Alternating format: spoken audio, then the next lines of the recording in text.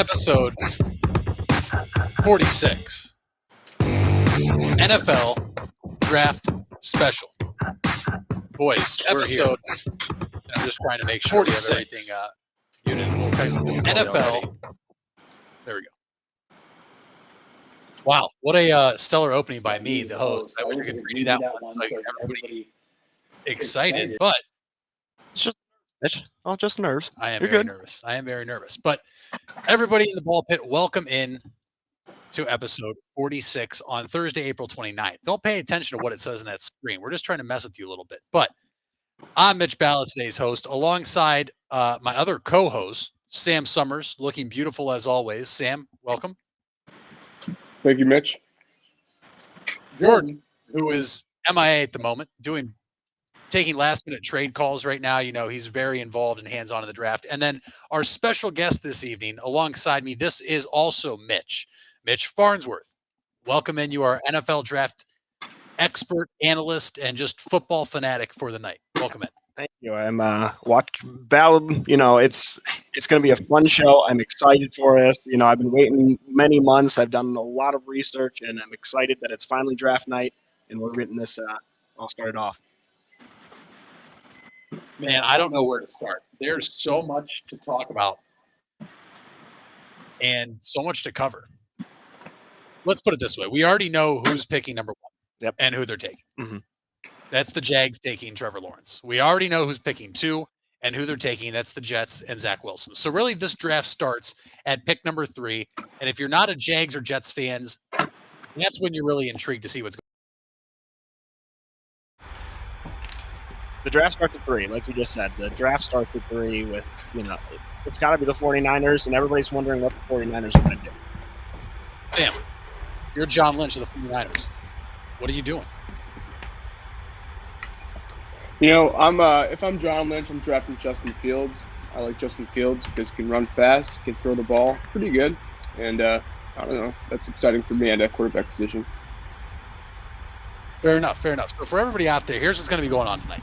I am the host of the show. I'll be delegating a lot of the talking points to Mitch Farnsworth, who has went, as you would say, balls to the walls when it comes to coverage. Mitch has multiple mock drafts. He has the team needs, what he thinks is going to happen. Jordan has also been doing the same thing. Sam is going to be our immediate, response guy. He's going to, maybe give you some player comps to who these players are taking. His reaction if it's a bad pick by the organization,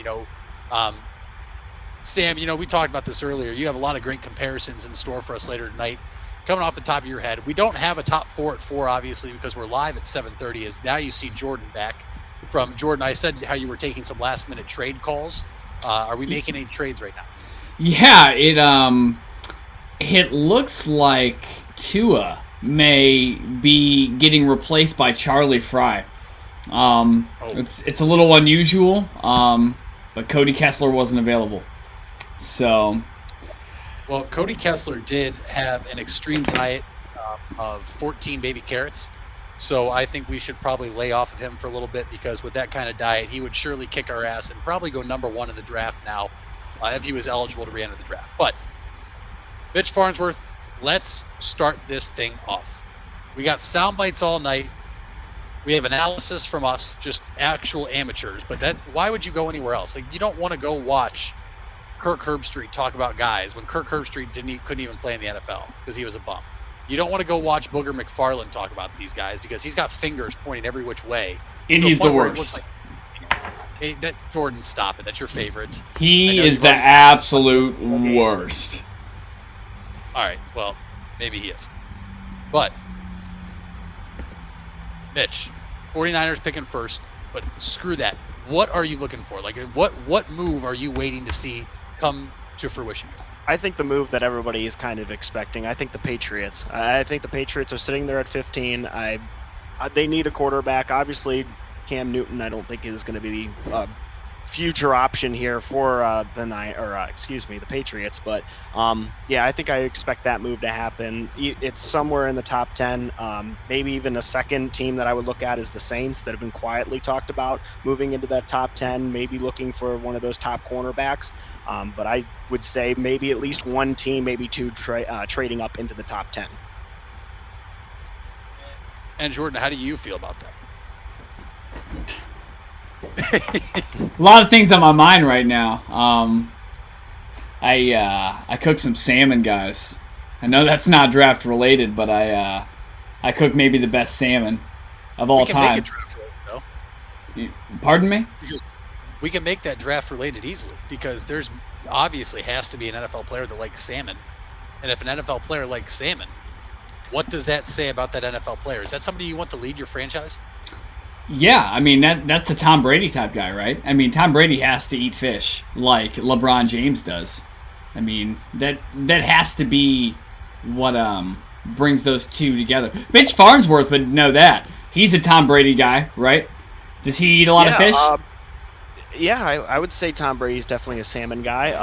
I unfortunately did not go into my research looking for guys that like salmon, unfortunately. But well, then the show's done. That's it. That's all we're going to have tonight. Mitch, I thought, went all the way through with diets. I mean, we saw people out there with their Chipotle bowls and what Trey Lance gets in his bowl. And Sam, actually, since we're on that topic too and talking about food, what those were the 3 bowls that were out there. What bowl would you take, and what does that say about the quarterbacks you're looking at?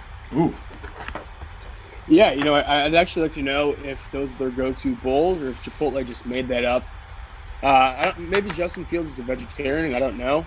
I think that Zach Wilson went with the chicken and white rice. And if I'm going with a burrito or bowl, that's usually my go-to. But I'll go with the steak, just like, I don't know, whoever that was. I forget which 3 it was. It was Trey Lance. Or no, what? You remember who the bowls were? It doesn't matter. Justin Fields is a vegetarian. That's all that matters. And he is the one that we really need to talk about, guys. Listen, after the college football season ended with Alabama defeating our Buckeyes, and our Buckeyes meaning Sam, Jordan, and I is Yep. Mitch, I don't think your team made the playoffs. Better luck next year, dude. Maybe if it gets expanded to 64, maybe. I don't know. We'll see if the Wolverines 72. Never get in there. And NIT football bracket. What would they be called in the NIT football bracket? They wouldn't even make the NIT. Ooh.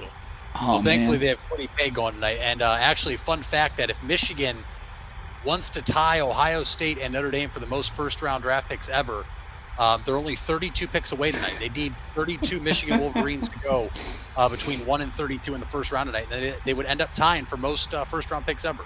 Something to keep your eye on if you're out there in the ball pit. We'll definitely have our eyes on that as well. But listen, after the college football season ended, Justin Fields was the consensus second quarterback coming out. We had heard about this for years. It was Trevor Lawrence who was dubbed the #1 pick after his freshman year at Clemson. Mm-hmm. It was Justin Fields as #2, and then everybody else. But apparently, like I said on previous episodes, there must have been a certain number of bowl games played. There must have been some extra film and practice sessions because Mac Jones and Trey Lance guys and Zach Wilson skyrocketed over Justin Fields all of a sudden. And now Justin Fields, we don't know where he's going. We thought he was the consensus second quarterback. We know that we are 99% sure Zach Wilson's #2 tonight. The Niners don't like Fields. Could they be duping everybody? Is Fields going 8? Is Fields going 15? I mean, hell, Mitch, you sent me a mock draft the other day, and they had Fields going 32. Absolutely, and it goes to the Tampa Bay Buccaneers. But, man, I don't really understand this Justin Fields falling that far. I think the way that I've been told is this was Chris Sims a few nights ago, and that was the same exact mock that I showed you was from Chris Sims, that he said that the elbow, it kind of locks back when he's trying to go through the ball, and his follow-through, he goes through it, but it looks like his arm just kind of locks. And he said it was like a go-go gadget trying to move his arm back, but his elbow would make that extra movement, and it would slow his down his passing. I just don't think – I think that is not a big enough chance. So lockjaw in your shoulder. Is that what you're saying? He has some lockjaw, but right here? Absolutely. It's the elbow. It just, when it gets the elbow back, it just like kind of locks in place. But I think Justin Fields is probably still the second best quarterback in this draft class. I think that's no, dig on anybody else, these quarterbacks. Zach Wilson's a great talent. Lawrence and Lance are all, these guys are all, quality quarterbacks. And people have been saying these could be all 5 Hall of Famers when that's not true. Maybe one, maybe not even any of these guys are going to be. We never know. So I definitely think that the sliding down for Justin Field is unwarranted. This guy is one of the nicest guys. It's all personality, but that's not, what they're looking for, personality. They're looking for how good they play on the field. No, but see, so you mean to tell me that when I'm told that personality matters, now personality doesn't matter when it comes to draft? Yeah. But I'm told when I'm going after a girl that it doesn't matter what it looked like, it's personality. So which one's right? Does personality matter or not? I think it's a mix. I would definitely say that the personality of anybody, matters with the girl. That's true also. I mean, let's be honest here. What girl are we talking about? Exactly. That's the real question we have to answer here. Well, I mean, we can make this figuratively or talk about this figuratively, and I mean we're going to watch some franchises marry a girl in their franchise quarterback. I mean, franchise quarterback is somebody like certain teams have, and I mean, here's an example of what I have for you guys. This is a marriage that happened a couple years ago. Just take a listen. With the first pick in the 2018 NFL Draft, the Cleveland Browns select Baker Mayfield, quarterback, Oklahoma.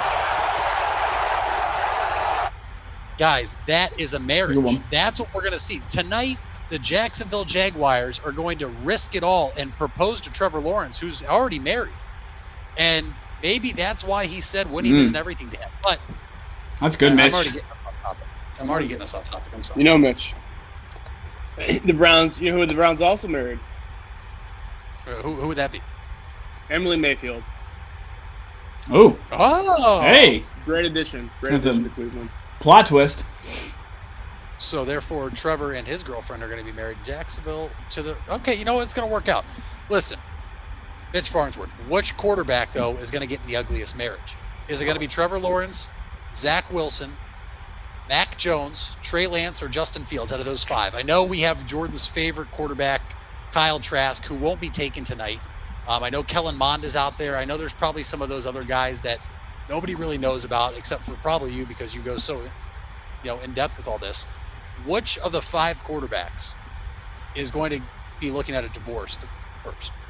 I think it's Zach Wilson. Unfortunately, I think the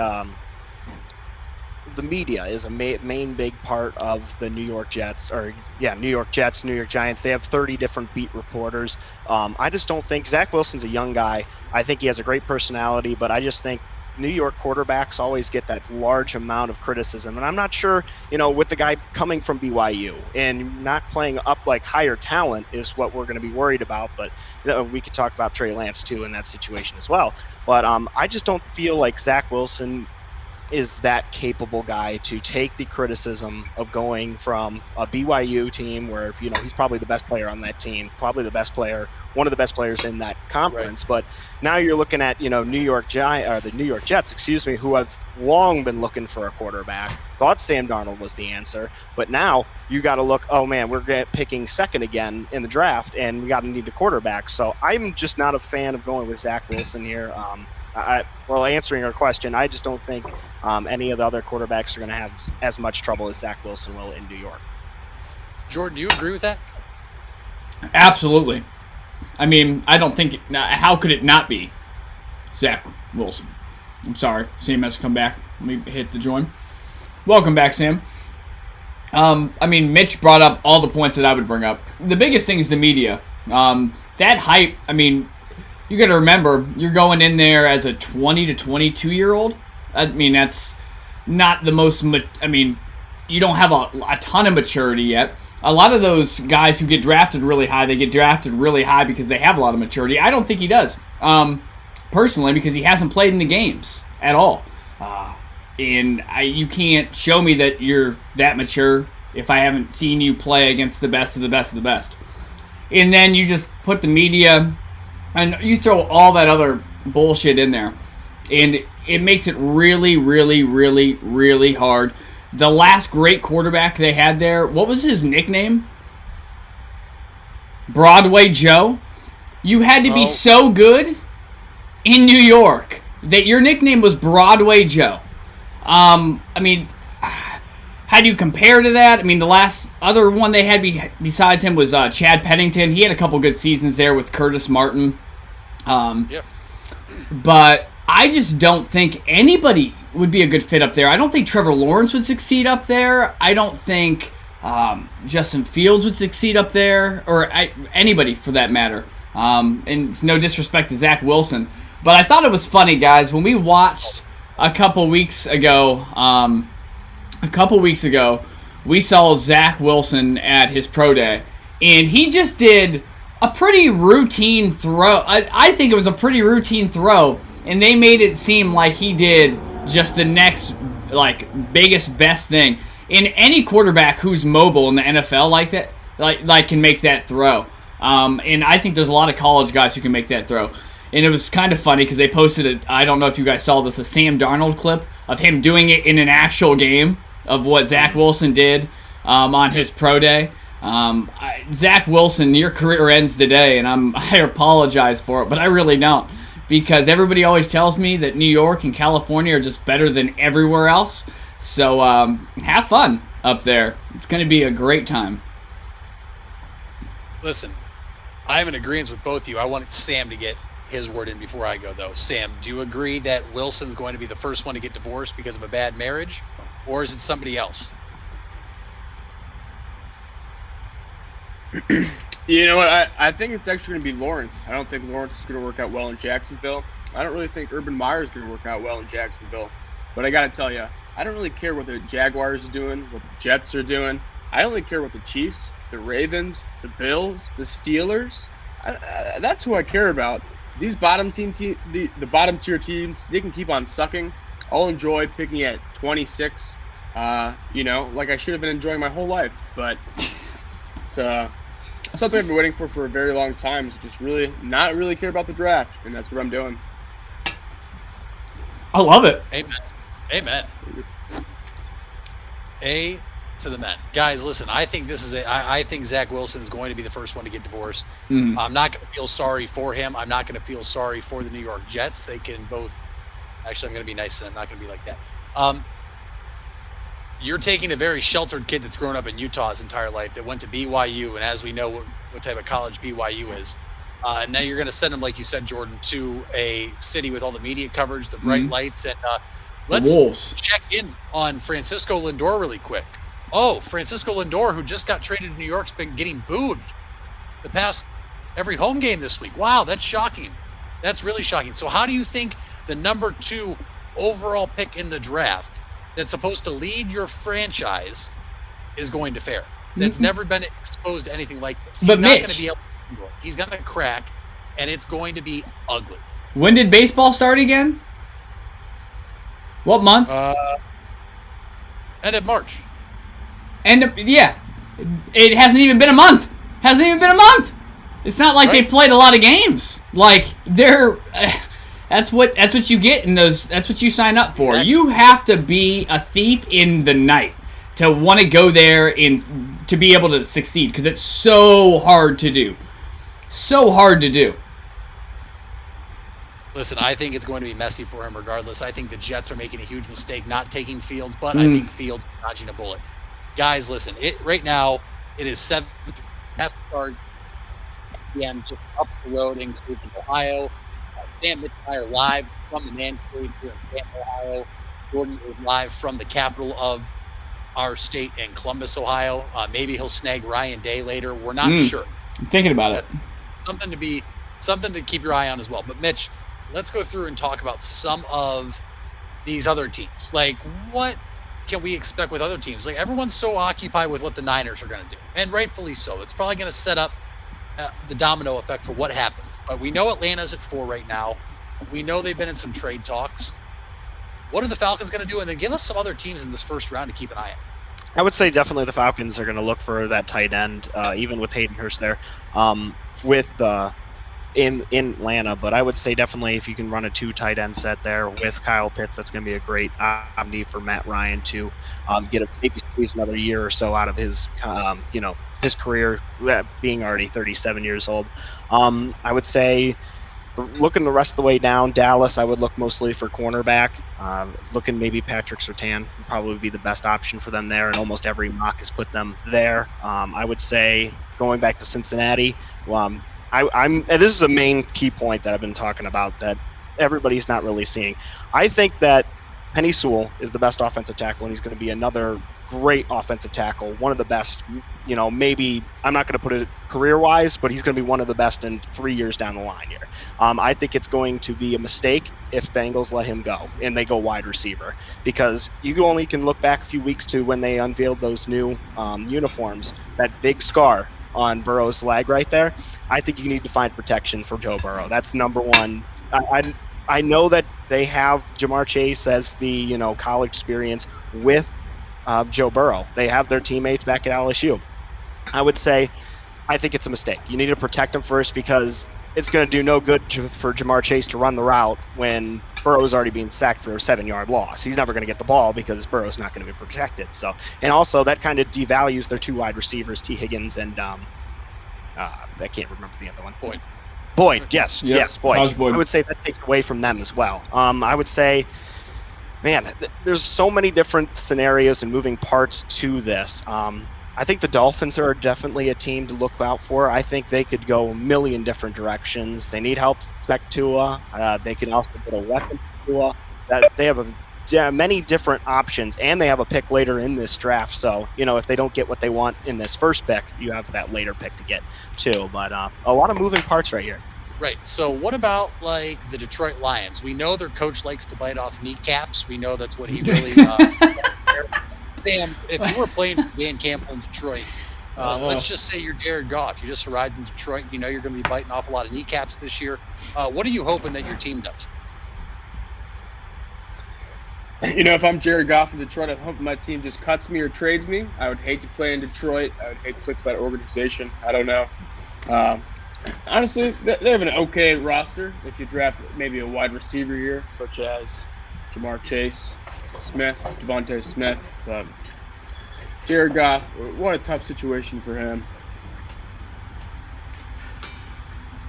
Rightfully so. So, Mitch, when it comes to the Detroit Lions, what are they looking for? Are you looking to protect Jared Goff? Are they looking to get him a weapon? Are they going to trade down? Like, what do you expect the Detroit Lions to do? Well, if you're the Detroit Lions, you need a lot. That's the main thing you got to have. You need anything. I would say probably definitely getting weapons is probably the biggest thing. You got to give someone, him to throw to. That's going to be losing Kenny Golladay earlier this year to New York. So that's one of their big weapons that is gone now. So I would say weapons are going to be the biggest part for the Detroit to get. I know offensive line. If Penny Sewell is there, I would say go ahead and just take him there, get some protection for Jared Goff. I would definitely see wide receiver as another good option. Just like I said, you got to have somebody to throw to, and if it's any of these great wide receivers, this is a deep wide receiver class, but that also opens up moving down, because if you want, you can acquire different picks even next year. You can keep building on that, because this is a very deep wide receiver class. You can go down and get Bateman or Elijah Moore from Ole Miss. There's definitely a lot. This is a loaded wide receiver class that they can even move down. So plenty of options. All options are on the table for Detroit. Jordan, what are you thinking? Yeah, I mean, Detroit's in a really weird spot. Typically when you fire your coach, you want to take a step in a better direction and get better quality than your past head coach. And they probably got worse quality. And now they swapped quarterbacks with the St. Louis Rams, who are not the St. Louis Rams. They're the Los Angeles Rams. It's okay. Still St. Louis. And as far as I'm concerned, it is. And now, so they've swapped. They've gotten a worse coach. They've gotten a worse quarterback. I don't even know what the hell they should do.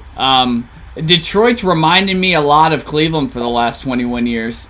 Like they're a mess. I don't see this draft. I would draft if I was a Lions player. Oh Jesus Christ! This is how I'm talking tonight. Excuse my language. If I ran the front office for the Lions, I would probably get somebody who I could keep for a second contract, so not a star player. I would probably go the inside or the outside of my defensive line. You always need pass rushers, and you can never get enough of them, especially quality ones, which is why all those pickups by the Browns in free agency felt so big, because when you can pick up additional pass rushers, it's a big deal. So if I'm the Lions, I'm probably picking somebody who's not a star player. That way I can try to keep them in Detroit. Fair. Listen, the Detroit Browns, I literally just said the Detroit Browns. They Seems remind like they're me, going that direction. They remind me of what the Cleveland Browns used to be. And thank God, like Sam said, the Browns are picking at a point where I don't even know if it can be up when they pick tonight, guys. Like, they picked 26th overall. As we see Kings of Leon, as I like to call them, just performed to open up the NFL draft in Cleveland, Ohio. Now they're under a roof. It looks like the rain may have held off. There's, Zach Wilson, a.k.a. going to be the biggest bust of the draft. Mark it down right now. I just said it, and that's the first thing we're going to say. Listen, it's 8 o'clock. The Jacksonville Jaguars are about to go on the clock. We know who they're taking. Okay, we're not even going to waste time with that. We'll obviously announce it once it goes live, because that's what some people, maybe you're in the car and you don't know. There's another team, though, guys, that I've heard about 100 different things. I heard they're moving up. I heard they're moving down. I heard they're staying put. I heard they're trading for a quarterback. I heard they're drafting a quarterback. I heard they're drafting a corner, and then they're going to trade a corner. Mitch, what the hell is Bill Belichick going to do? Because listen, he's a man that's kept everybody in the league on their toes. Where are the Patriots going to go? They're at 15 right now. Okay, and I'm looking here. Their additions: Nelson Aguilar, Trent Brown. They added Kendrick Bourne, a wide receiver. They added some defensive players, but we also know that they have a lot of players coming back that were on the COVID exempt list last year. They lose defensive tackle Adam Butler, offensive tackle Marcus Cannon, Patrick Chung retired. You have their needs at quarterback, linebacker, wide receiver, corner, safety. A lot of needs on this team. What do the New England Patriots do? I think they trade up and go for a quarterback. I honestly think Bill Belichick, they know Cam Newton's, they're running on borrowed time with Cam Newton there. I definitely think they're going to go for quarterback. I'm not sure which one. They really like Fields. I think they're really enamored of going, knowing that he is sliding a little bit. Well, everybody is saying he's sliding, we'll say that. I think they're really inept to make that move. I think it may be even Carolina at 7 or 8. Any of those late 10, if I could say right now, if Fields falls past 4 or 5, the Patriots will move up for sure. I think they absolutely, for their franchise, need to jump up now. Sam, as still an Ohio State fan, I know Golden Flashes. I know the top quarterback in the draft next year is going to come from Kent State, like you've said all along. And we'll talk about that next year when we do our 2022 draft preview in Dustin Crum. But what would you make of Justin Fields going to the Patriots? And then do you think that's what they do? Do you think they jump up to grab a quarterback, or do you have the Patriots doing something else? Yeah, I actually love that take by Mitch. I would be enamored if the Patriots took Justin Fields. I'd be very, very excited. Bill Belichick wants to win, or I feel like he would retire. He's getting up there in age. I don't know how old Bill Belichick is, but he can't have too long, maybe a decade at most. So they're definitely in win-now mode for the next foreseeable future. And I just don't know if their roster's, talented enough to support a rookie quarterback through, too much success. Do you agree with that, Jordan? Yeah, you guys made really good points. I would love for the Patriots to, I would and I wouldn't. I really want Bill Belichick to succeed. I really want to see him get his next quarterback that he's going to run with until he retires himself. So I think Justin Fields with Josh McDaniels would be straight hot fire. I agree. Especially with Cam Newton, because you get a year to sit behind Cam Newton. And yeah, Cam Newton's not what he used to be. Of course not. He's played in a league, and he's played the most vicious position. Typically, quarterback's not the most vicious position, but when you're playing the quarterback position as a quarterback and a running back, it's much different. And he has, does he have the most rushing yards of all time as a quarterback? Pretty sure he does. So he's pretty beat up. but he has a lot to offer outside of his play on the field. I think he could be a great mentor to Justin Fields because outside of Justin Fields having a little more giddy up than Cam Newton had, because he is faster than Cam Newton, they're really similar guys. There's not many dual threat quarterbacks like them that have ever played the game. So I think they could relate on a completely another level. So, I mean, I think long term, if he does slide past 5, I would have to think that there's another team other than the Patriots that would be willing to move up to get Justin Fields to put him behind a veteran quarterback. Don't be surprised on that. Like, imagine if Sean McVay had picks. He knows he has Matt Stafford, and I still would see him trying to move up to put Justin Fields behind him for like 2 or 3 years. Like, the thinking in the NFL is constantly changing, constantly evolving. So what you think they might do now, they might not do anymore. A lot of things are changing in the NFL right now, and in a lot of sports. So don't be surprised if somebody else, or there's a couple teams who try to fight the Patriots to get up if he does move past that. Well, I'll fight the Patriots. Jordan, 2 things. You made really good points there, but first off, I do need to say this because I feel like once I tell you what you said and what the correct answer was, you'll be a little bit upset with yourself. So You're an idiot. You're an idiot. you said Cam Newton had the most rushing yards in NFL history. No, for like as a quarterback. Yeah. Did Michael Vick not count? I did. I thought he had more than Michael Vick. I wasn't sure. So if he Cam did or Newton not. is second. I'll give you that. But I just know you're also a big Michael Vick fan. I've also been waiting Yeah. for that hot button. Well, I mean, Michael Vick was out for like 4 of his 4 prime years, so I definitely didn't think he was in the running. Although his like ceiling in top is just way above Cam Newton.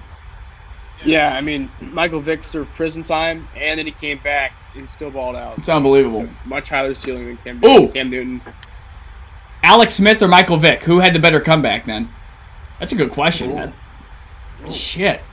Well, I mean, That's Lorenz. That's tough. That is one a guy did tough do it to question. themselves. The other guy, it was done to him. Yeah, but how did he come back after being in jail for 4 years? That's crazy to think of. And he played really good football. Really good football. Yeah. Deshaun Jackson knows. Deshaun Jackson would sign an affidavit right now. He would do it. Jordan, the other point you made is, Josh McDaniels. We know what kind of offensive coordinator he is. He's regarded as one of the top offensive minds in football, alongside Kyle Shanahan, Sean McVay, and Josh McDaniels right there when I really think about it. I mean, Kevin Stefanski, yes, he is a very bright and young mind. But the reason I bring up Josh McDaniels, we saw what he did with Tim Tebow. That was in Denver. Yep. A lot of people think Justin Fields might fall to Denver, but Mitch Farnsworth, you just said something to me when I had our mics muted. Why might Justin Fields not be going to Denver? Well, there is buzz now just recently in the last 10 or 15 minutes that Aaron Rodgers, the situation with Aaron Rodgers, we all know a little bit about that. Aaron Rodgers not happy with the situation in Green Bay. Rightfully so. Absolutely. That the 2 or 3 destined places he wanted to go were the Broncos and the 49ers were 2 of the 3 spots that he wanted to go to. So there's buzz now that the Broncos are trying to jump and get Aaron Rodgers from Green Bay. I'm not sure what could possibly be traded, what the Broncos could have to offer. Obviously, they're picking 9th here tonight, so obviously that could be involved in that draft or involved in that trade. But it's all speculation right now. Obviously, the Aaron Rodgers situation is it's kind of all over the place. We just got all this information less than 3 hours ago, 4 hours ago, so we kind of just got this thrown at us today. So a lot going on, and I'll try to keep you updated through that situation. Yeah, Mitch Farnsworth, for those that don't know, if you so long uncover your balls, you've been in the ball pit since day one. He is a guy that gives me a lot of good information. He never misses. Oh, it's incredible. It really is. And so he's my source. He has a lot of things before your men Adam Schefter or Woj Bombs or Barry Ultra Weed Hater or Jeff Passan. Before any of those guys break news, Mitch has it And so now, if you're watching us and watching the draft on TV, you'll have to pay attention to see if any rumors come out about the Broncos going after Aaron Rodgers. But Jordan, this isn't something we talked about yet. I don't think that happens, by the way. I don't think they have a chance. I've already discussed that with somebody, a Broncos fan, and a loyal listener in the ball pit, Patrick McBroody. Do you guys, are you guys getting that feedback right now? Yeah, we're getting the feedback now. But Sam, what do you think about the Broncos potentially moving off of Drew Schlock, as Bronco fans call him, and maybe making a run at Aaron Rodgers? Are you buying it or not? It just reminds me a little too much about the Peyton Manning Broncos. Of course, that was in free agency.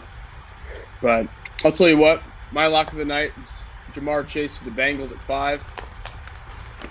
That's all I got to say. All right, then. Jamar Chase to the Bengals at 5. You heard it here first from Sam.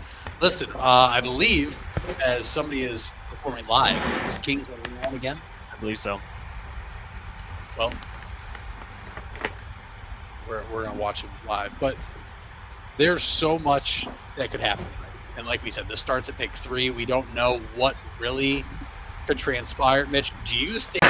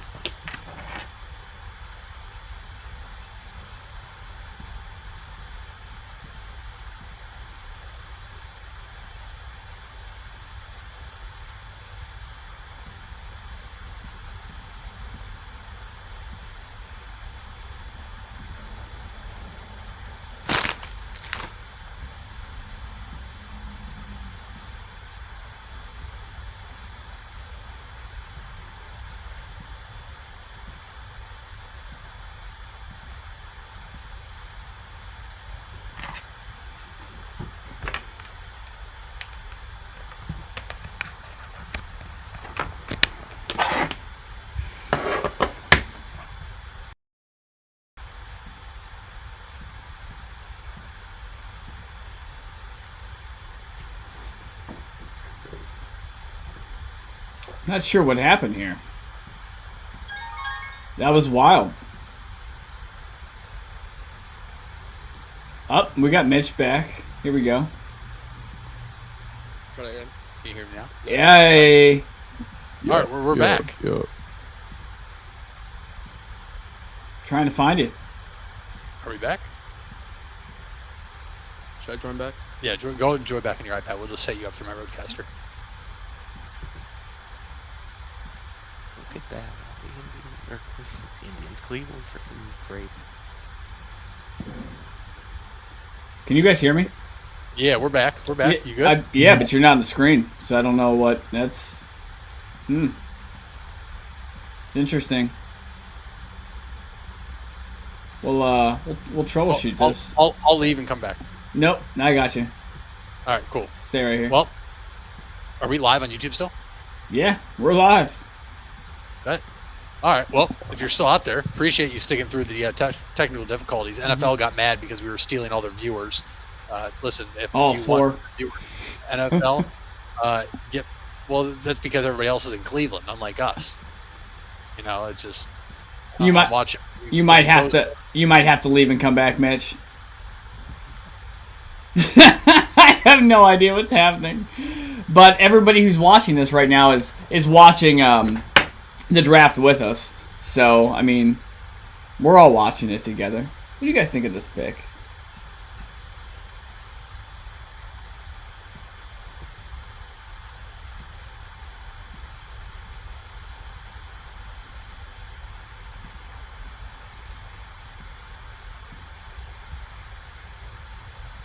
Back. Live. And we got it. We are back. All right, we are out here, guys. Don't worry. Oh, man. I'll wait till we get Sam back in here, as Jarvis Landry and Bernie Kosar are currently picking a Jacksonville Jaguar fan out of the vaccinated crowd at the NFL draft. We definitely weren't pre-selected. Joe Thomas is also up there, too. He's hyping up the crowd right now, saying, how about the Brownies? It's kind of weird that all four of us right now are doing this live show when we're not going to be live when our teams pick, which is probably a good thing because it means our teams are finally good. And because our teams are finally good, it means we can look back at moments like these guys as we're still, getting through the technical difficulties. I thought we would take a trip down memory lane and really relive some of the terrible moments from our franchise. So let's start with our Cleveland Browns. Sit back and enjoy the run through memory lane.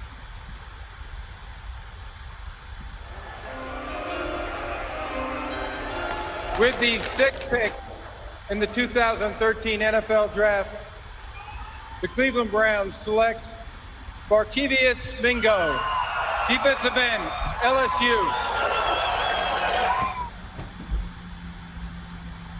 With the 22nd pick of the 2014 NFL Draft, the Cleveland Browns select Johnny Manziel. I was excited for that. One. I was not. But we have Mitch Farnsworth here, and if you're watching us live, you can see he has a Tampa Bay Buccaneer hoodie on. So I couldn't let Mitch Farnsworth off the hook. So we take a trip down memory lane for the Tampa Bay Buccaneers. Okay, Buck fans. With the 4th pick in the 2007 NFL Draft, the Tampa Bay Buccaneers take Gaines Adams, defensive end, Clemson. Oh, but let's go more to recent history. And another pick they completely botched, just like he botched every ball he had an opportunity to kick. With the 59th pick in the 2016 NFL Draft, the Tampa Bay Buccaneers select Roberto Aguayo, kicker, Florida State. Mitch, how does it feel, though? I mean, listen, you guys just coming off a Super Bowl win, but I mean, were you actually excited when you took a kicker in the 2nd round? No. Definitely you can get a kicker almost anywhere now. Definitely not in the 2nd round. Going back that far. Not the ideal pick. I would have definitely not gone for a kicker in the 2nd round with the 59th pick. Who's now out of the league. It is out of the league, but we got Ryan Suckup now, and we'll roll with that for right now. And I saw, was that Drew coming in here on the chat, Jordan, asking us if we have made our prediction for 26 of the Browns. We have not done that yet. We're going to do that here shortly after the Jaguars pick is announced for the first time, even though we know who it is. Sam, which Browns player drafted when we still sucked do you remember the most, not named Johnny Manziel? That's a good question. I'd have to probably put Brandon Whedon up there.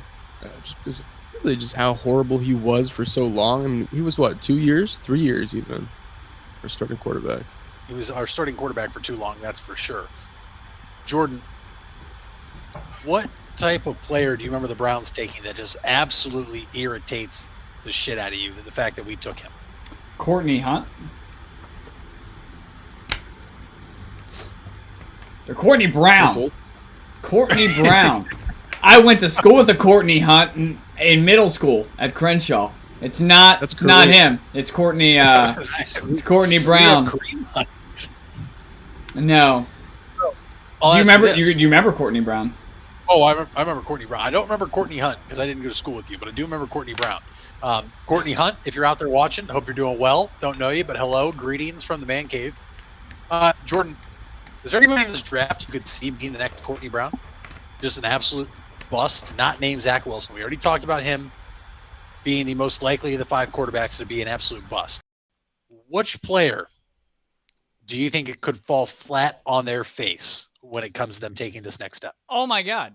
I mean, isn't this obvious? We watched him botch every one-on-one matchup as a cornerback and in any big game. Is this a real question? I want to walk out right now. This is a terrible question. It's obviously Sean Wade. Oh, he cut his hair now, so that means you're supposed to be able to cover people on a football field? I don't think so. Just because he's fast, and they say he's fast. By the way, I've watched him play. He's not very fast. Spoiler alert. He's not very good at all. He's so bad. He's going to be, as soon as he's drafted, he needs to take his money and just start running. Just start running. Yeah, as soon as not very fast though, right? Yeah, not fast though, right? No, not very fast. Well, they'll say it's fast, but it's not fast. Don't listen to what they say. The media lies about his speed. Should he get a pair of Heelys or something? A pair of Heelys? Oh, my gosh. Yeah. You know what? I think Courtney Hunt, the kid I went to school with, actually had a pair of Heelys. I'm not joking. Pretty cool. Sam, did you ever have a pair of Heelys? No, I wish I could rock a pair of Heelys, trust me, but I'd be falling my ass every time I try to one wheel it. I have no balance. I You have sound so good with that new microphone. You sound so you're like Barry Manilow over there. Right. I should just keep on talking. Okay. I'm sorry. Yeah, actually, I bought a balance board, but I try it out sometimes, but I haven't had the chance to try out some Heelys yet. Sam, who do you have falling flat on their face in the draft? No, Shaun Wade is not an acceptable answer now.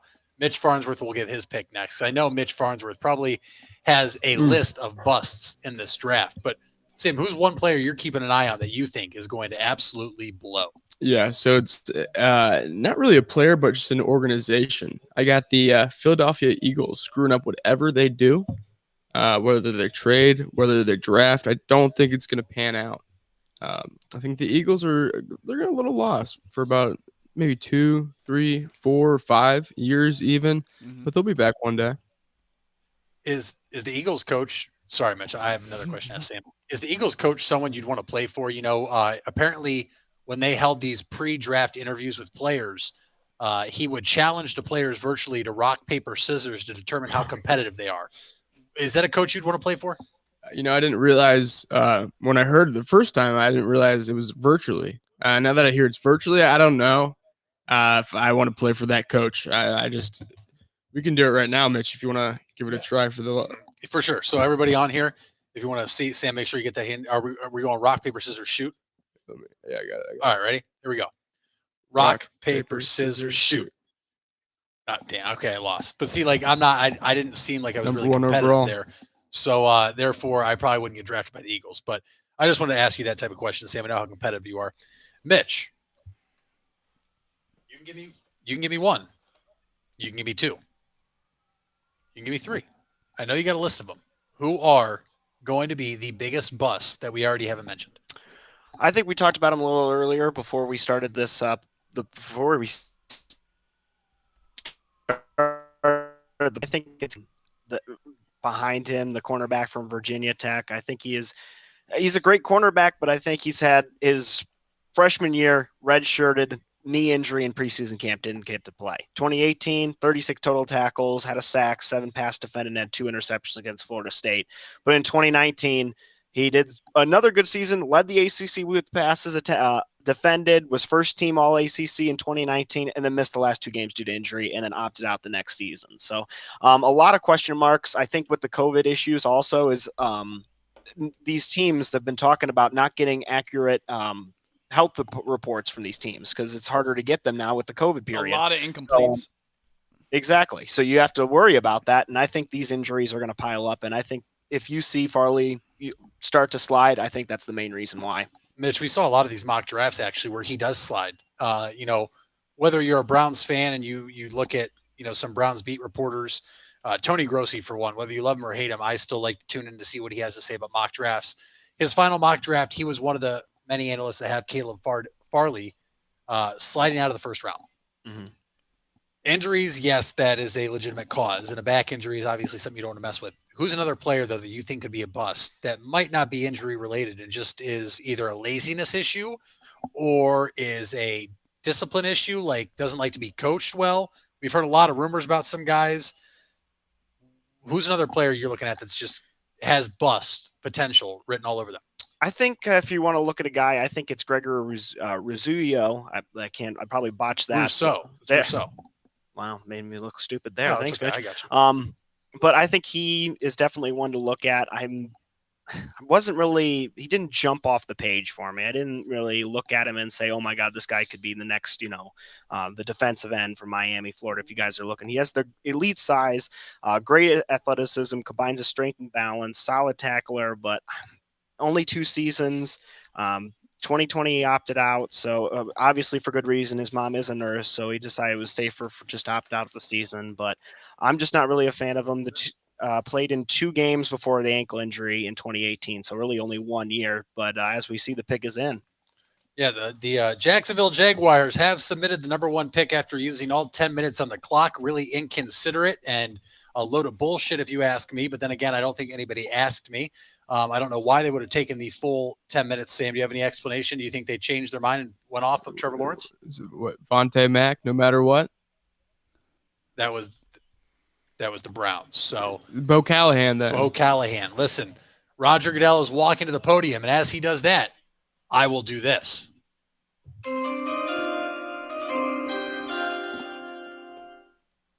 That was a little premature, actually. He was greeting one of the Jaguar fans on stage. I apologize for that. False alarm. False alarm. Yeah, that's the vaccinated Roger Goodell, by the way. He can hug the players. Yes. He can hug the players. So let's get this pick, and then we'll go live to our our post-pick analyst, Sam Summers. The pick is in. Trevor Lawrence. Sam, not a shock, but what's your opinion? My well wishes to Trevor Lawrence. Wish you nothing but a great career. Unless we see in the AFC Championship, but I hope for a good battle. So seems like a good kid, married young. Doesn't seem really like he's over his head, like we've seen, guys in the past. So in terms of someone who could succeed as quarterback in the NFL, I could very likely see that. But Mitch, you compared him to Andrew Luck. Maybe he's just not in it. Gets injured early on, retires early. So I could see that from him as well. Jordan, your takeaway. I mean, listen, everybody knew this. We've known this for a couple of years now. Whoever had the number 1 pick was going to take Trevor Lawrence if they needed a quarterback. Now that it's finally official, he is officially taken off the board. What are your expectations? What do you think about Trevor Lawrence being a Jacksonville Jaguar? Yeah, my expectations are the highest expectations you can have for a number 1 pick, which is to make the playoffs and then win a Super Bowl. I mean, when you're drafting anybody in the top 5 ever at the quarterback position, you definitely have to have aspirations and big goals for the future, right? I like that he's with Urban Meyer, to be honest with you. A lot of people don't like that. It looks like Tim Tebow might even be joining the Jacksonville Jaguars roster. I guarantee you he will in some capacity be with the Jacksonville Jaguars just to help with the morale and turning that culture around in Jacksonville. The question is, can someone develop Trevor Lawrence down in Jacksonville? I've never really believed that Urban Meyer was a great scheme guy. I know he's a special teams guy, but I remember when we lost Todd Herman to Houston. Was it Houston before he went to Yes. Houston before he went to Texas? And we really struggled to move the ball with the best roster I've ever seen on a college football field after we won the national championship. So, I mean, does he have somebody? I know that they got who did they recently get from, God, I don't know what his name is, but it was Russell Wilson's right-hand man early on in his career. I'm pretty sure he's down in Jacksonville. I can't think of what his role or his name is, so I'm not giving you really any real information. I'll get his name in a second. I can't think of it. Apparently, Zach Wilson's mom is a smoke show, according to Justin Johnston. Oh, I could have guessed that. I mean, believe. That's besides the point. I could guess that. He's All at right, well, the New BYU, York right? Yeah. And they live out there. Yeah, that's a He's state. probably drafted right now. Mitch, is Trevor Lawrence as good as advertised? Is he have the Hall of Fame potential? Is he a franchise quarterback? Here's what I wrote down for Trevor Lawrence as a quarterback. Lawrence can make every throw combined with a solid footwork, a large frame at 6'6". He's NFL-ready size. Allows it his long. He throws the ball with sharply and on time. Does not have a long throw action, so which means he just quickly can release the ball. An ability to tighten the action with under pressure. Great decision maker when he has clean pocket and will make good reads and will throw off defenders and is able to find an open receiver. But when he is under pressure, he makes bad choices, especially when it comes to the big moments like the 2020 national championship. very shocking that a guy with a large amount of composure in the pocket would rush his decision and force the ball way too much. But going back to your question, I think Trevor Lawrence is definitely going to be 5 years from now, I would say probably the best quarterback in this draft class. He's going to be probably the franchise for the Jaguars. Hopefully you can build around him now. Obviously, adding the additions of Jamal Agnew at wide receiver, Philip Dorsett's down there, Marvin Jones now. So you got a few weapons, not highly touted, obviously, but, at least somebody to throw to that Lawrence does. But definitely, I think this is a good pick, and this is going to do, hopefully, a few years down the line, better for the Jacksonville Jaguars. Mitch, how long do you think it will take Trevor Lawrence to get a haircut? We saw Justin Herbert do it right at the end of the season. Long hair doesn't work for a quarterback. Tom Brady's tried to pull it off. That's true. He's cut it. The list goes on and on. So you think he's going to do it before the season starts? Is it going to be a rough year for him? He cuts it in his second year. How long do you see that taking? What do you think, Mitch? Oh, I think I need Europe in year first.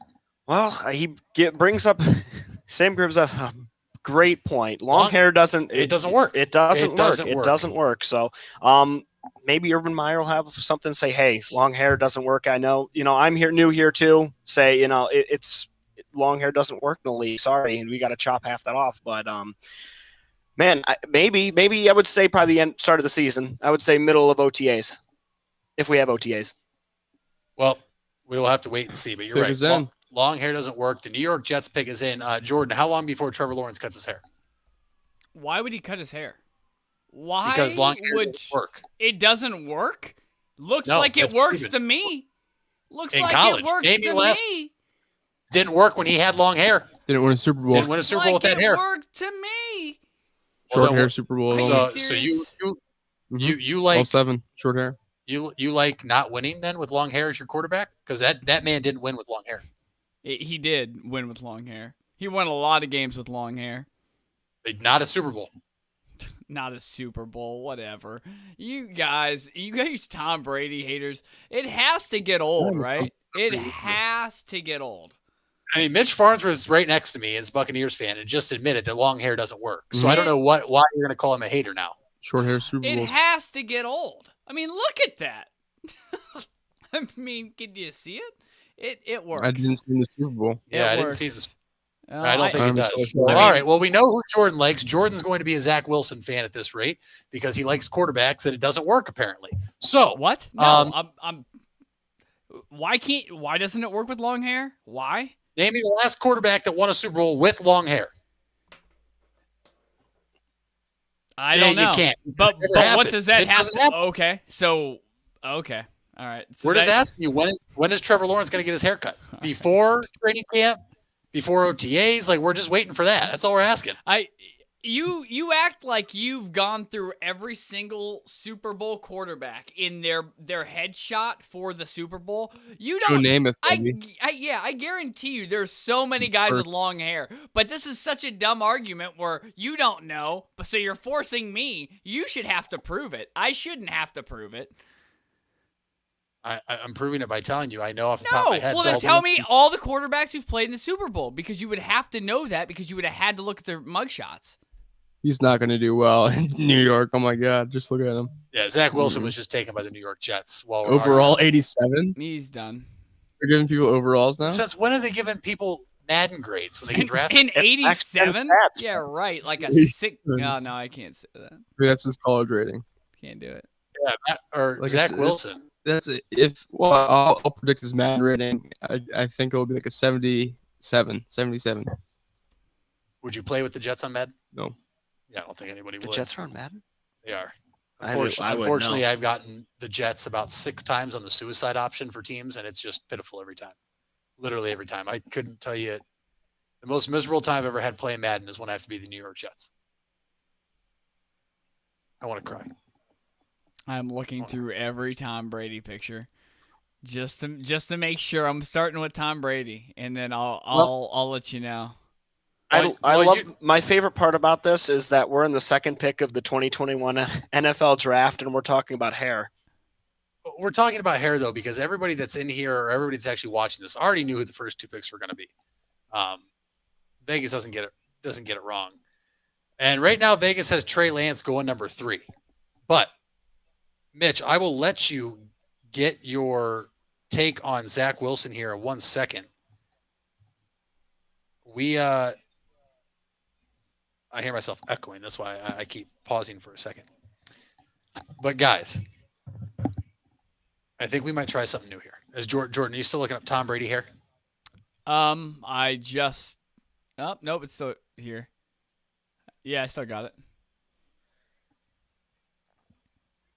Well, while you do that, we are waiting to see who the San Francisco 49ers are going to take. Is it Trey Lance? Is it Justin Fields? Oh, they're Is it Mac? They're trading the pick. They got Aaron Rodgers. Oh, the 49ers did? Yeah. They made it work. That's the only one they're going to make to work. So if the Green Bay Packers are smart at all, they're going to take the whole kingdom for Aaron Rodgers. San Fran has all kinds of stuff to offer in a trade.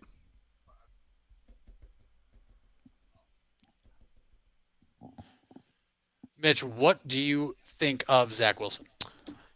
Well, what I have is Zach Wilson is one of the best accurate quarterbacks coming out of college, and his long-range accuracy is probably the best in this draft. Add that with his amazing arm strength, and he is a deep ball-throwing threat to get the ball 60 yards down the field. Pretty good at decision-making, but needs some fixes. Some of the weaknesses, so he'll sometimes not get enough of the ball, causing receivers to backtrack. He tries to force the ball sometimes instead of looking at the check down and tends to throw into double coverage. Occasionally, we'll look down option too long, so receiver is well covered, stands way too long in the pocket and takes sacks. Mechanics like footwork is where it is lackluster when it comes to setting his feet for his throws and needs to have better throwing angles. So there's a lot there. We've already kind of dug into this earlier with this. I just don't think Zach Wilson in a situation like this in New York with the media all over his back, being the second pick overall, I just don't think it's going to be a good marriage there in New York. I think we're all in agreement that it won't be a good marriage for these guys. But guys, for the first time, we're going to go live to the Cover Your Balls hotline. We have a first-time caller on the line. Hello.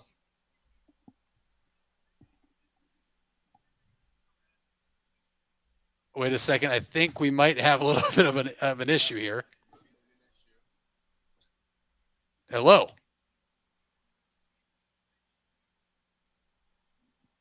Well, this was a failure. That's a failure on my part. Well, yeah, we'll try it again. I thought we had a first-time caller on the Cover Your Balls hotline. I had to get in there, but all right, Jordan Webster. Jordan, you out there? Yep. Oh, all right. San Francisco 49ers are on the clock. Your pick. Draft please. starts now. Draft starts now.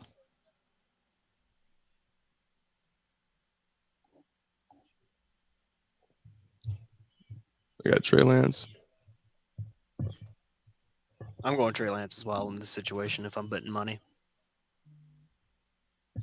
Jordan, who are you taking? Oh, you're asking me? Yeah. Yeah. I think they traded the pick. I already told you, and you guys didn't respond. I already told you what they're gonna do. 2 minutes left. 2:29. So you're saying they're trading this pick to the Green Bay Packers? Yeah, they're doing it. Just watch it. Guys, I'm going off the board here. I'm saying Justin Fields. I think Justin Fields is going third overall here. That was my other thing. I don't think that's far-fetched, Mitch. Still, Kyle Shanahan could have been playing us all this time. He's out here playing checkers, not chess. We think he's out here playing chess. Meanwhile, he's just playing checkers, and he just took all our checkers off the board. Mm-hmm. I mean, everybody out there in the ball pit watching or listening, you're going to get a genuine live reaction from all of us once we find out this pick. And this is where the draft starts. And after this, we move on, and we'll have you covered for the next and the rest of the picks. After this, Mitch, who is after the 49ers? The Falcons. Falcons will be up next. We think. obviously could change, and the pick is in for the Niners right here. So exciting time here on the Cover Your Balls podcast. Hello? I gotta take this. Did they just draft you? No. Oh, they didn't draft you. Damn, I wish I got that call. I know. I wish I got that call too. All right, here we go. What a twist would that be?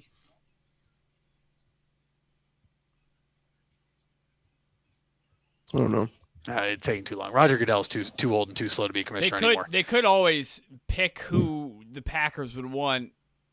Well, I'll tell you this right now. And make that deal later as well. If they pick a quarterback, it's not for the Packers. Did people boo Roger Goodell? You don't think so? I don't know. I couldn't hear. No, they took a quarterback last year in the first round. You know, a lot of people forgot about that. Yeah, no. I mean, I didn't, but you know how bad Jordan Love is. So, I mean, if you have a chance to get a quarterback in return, you have to get something. Like, the thing with the 49ers is they'll give up Garoppolo. He's like 25-9 as a starting quarterback. It's not like you're getting garbage. So you'd have that. You could use that other pick to maybe get somebody like Jamar Chase to pair him with right away. I mean, are they going to have a quarterback competition? Like, I mean, do you just start the rookie, whoever you draft? I would be very shocked if it's not Trey Lance. I will be shocked. Very slow walk. Yeah, very slow walk. Like, come on, Raj. What are you doing? Pretty big Here we stage, go. to be honest. Here we go.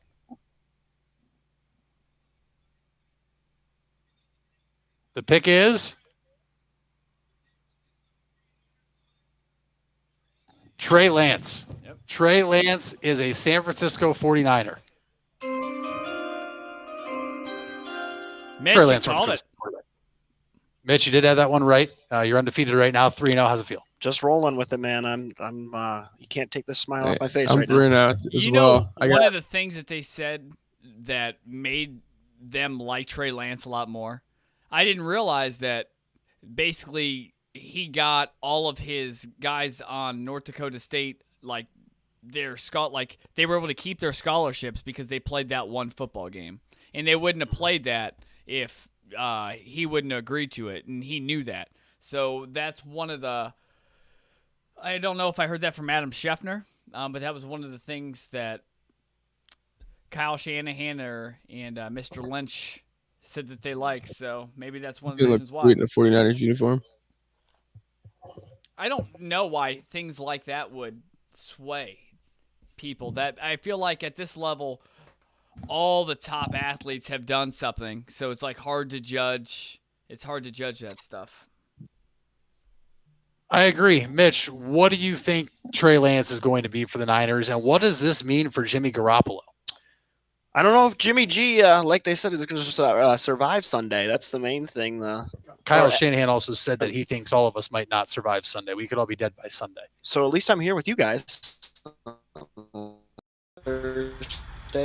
About I think Lance has an excellent arm, able to rocket the ball down the field, allows him to open up coverage downfield by making the defense commit to all parts of the field. Can burn the cornerbacks if a receiver is open down the field. He will hit them on a rope.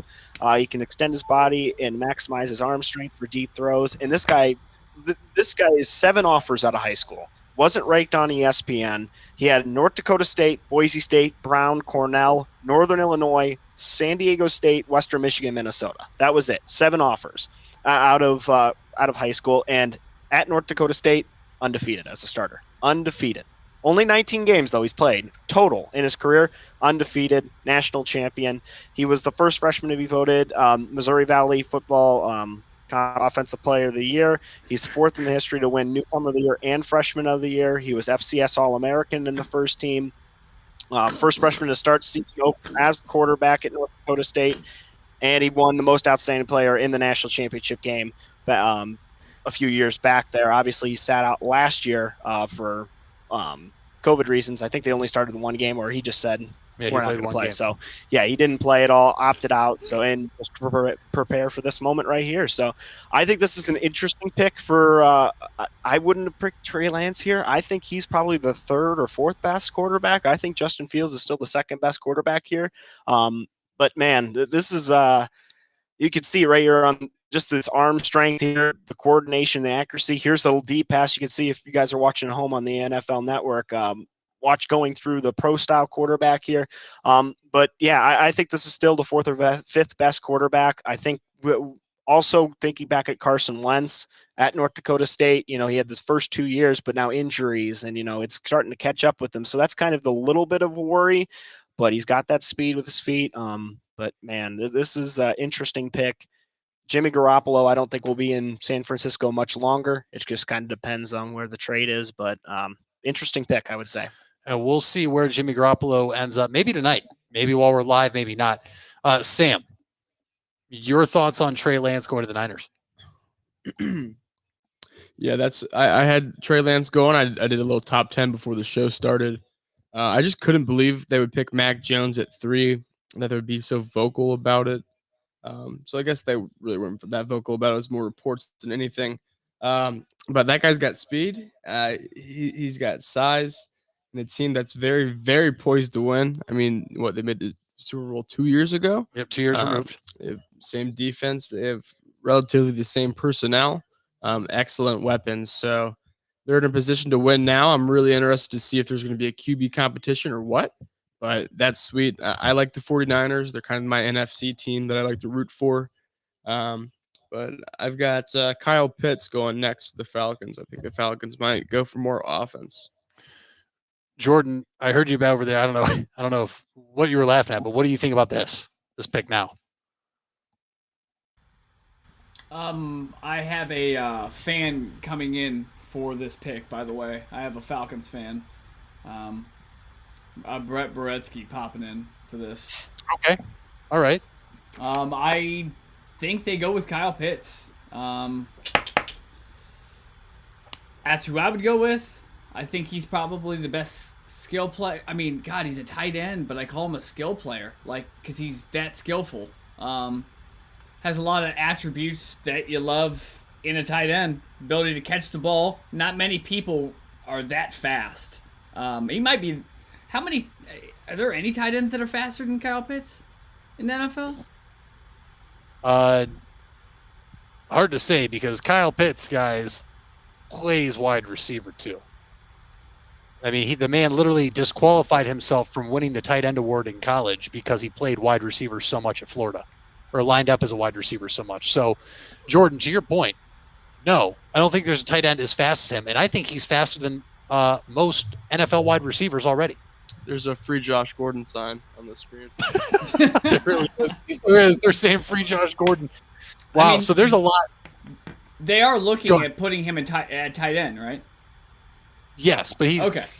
And if you're the Falcons, can you imagine that offense if you keep Julio Jones, who has been rumored to be moved in the next week, possibly, Calvin Ridley, and then Kyle Pitts at tight end, and Hayden Hurst, by the way, is still there at tight end, if I'm not mistaken. Their offense is not their problem. That's not their problem at all. Right. Like keep Matt Ryan, keep him. You have him. You have Julio Jones. His trade value is not anything, anyways. I don't know what I'd be willing to give up for Julio. Really injury prone. End of his career. Does he really want to play for another team? I don't know if his value's high. Get Kyle Pitts and just use the rest of your picks on defense. I agree. So the pick is in. We're going to see that, guys. Jordan, more breaking news just right now. Mark Schlereth, former Denver Bronco. Goodell is walking to the podium, but Mark Schlereth just said the Denver Broncos are not taking a quarterback in the draft. They are close to a deal for Aaron Rodgers. Mitch Farnsworth did say that a little bit ago. Oh, my gosh. That's unbelievable. Pat. Oh, my God. I can't believe you're going to end up with it. Kyle Pitts. Yeah, that was a no-brainer there, too. No-brainer. Kyle Pitts goes 4th overall to the Atlanta Falcons. Sam, your quick reaction. 1 second. Our sideline reporter had to get a quick drink in there. He's thirsty. I was eating a slice of pizza. Kyle Pitts doesn't eat a lot of pizza. As you see here, NFL Network, 99 overall already. Kyle Pitts. So, best player in the league, nation's top tight end. The new trend in the NFL is having 2 pretty serviceable tight ends. And they've got Hayden Hurst, they've got Kyle Pitts. A lot of 2, 3 tight end sets out there. pound the rock, run the rock football. It's kind of back. It's this new mixture of old and new school football. So I'm excited. Falcons are that weird team where you see them drafting 4th overall, and then they're in the Super Bowl like 2 years later in their NFC Championship that year. And then they're back in the top 5 picking 5 years later. So we'll see what the Falcons do here. And Matt Ryan is still one of the best quarterbacks in the NFL. Mitch Farnsworth, your takeaway. We know how great Kyle Pitts is. So, I mean, just does this – they're in your division as a Buccaneers fan. As a Bucs fan, does going up against this offense maybe worry you if they keep Julio Jones now? I would say that I'm very unhappy with this pick right here. This is an elite guy, tall, long, very athletic, very versatile, can play tight end, can play wide receiver. He's all over the place. It's going to be a different way. It's going to be very interesting in how teams are going to be set up to go against this offense now. Matt Ryan, obviously 37 years old. He's still, at the very end here. Get him a weapon. Obviously going with Julio now. Calvin Ridley there too, but now another weapon with Kyle Pitts here.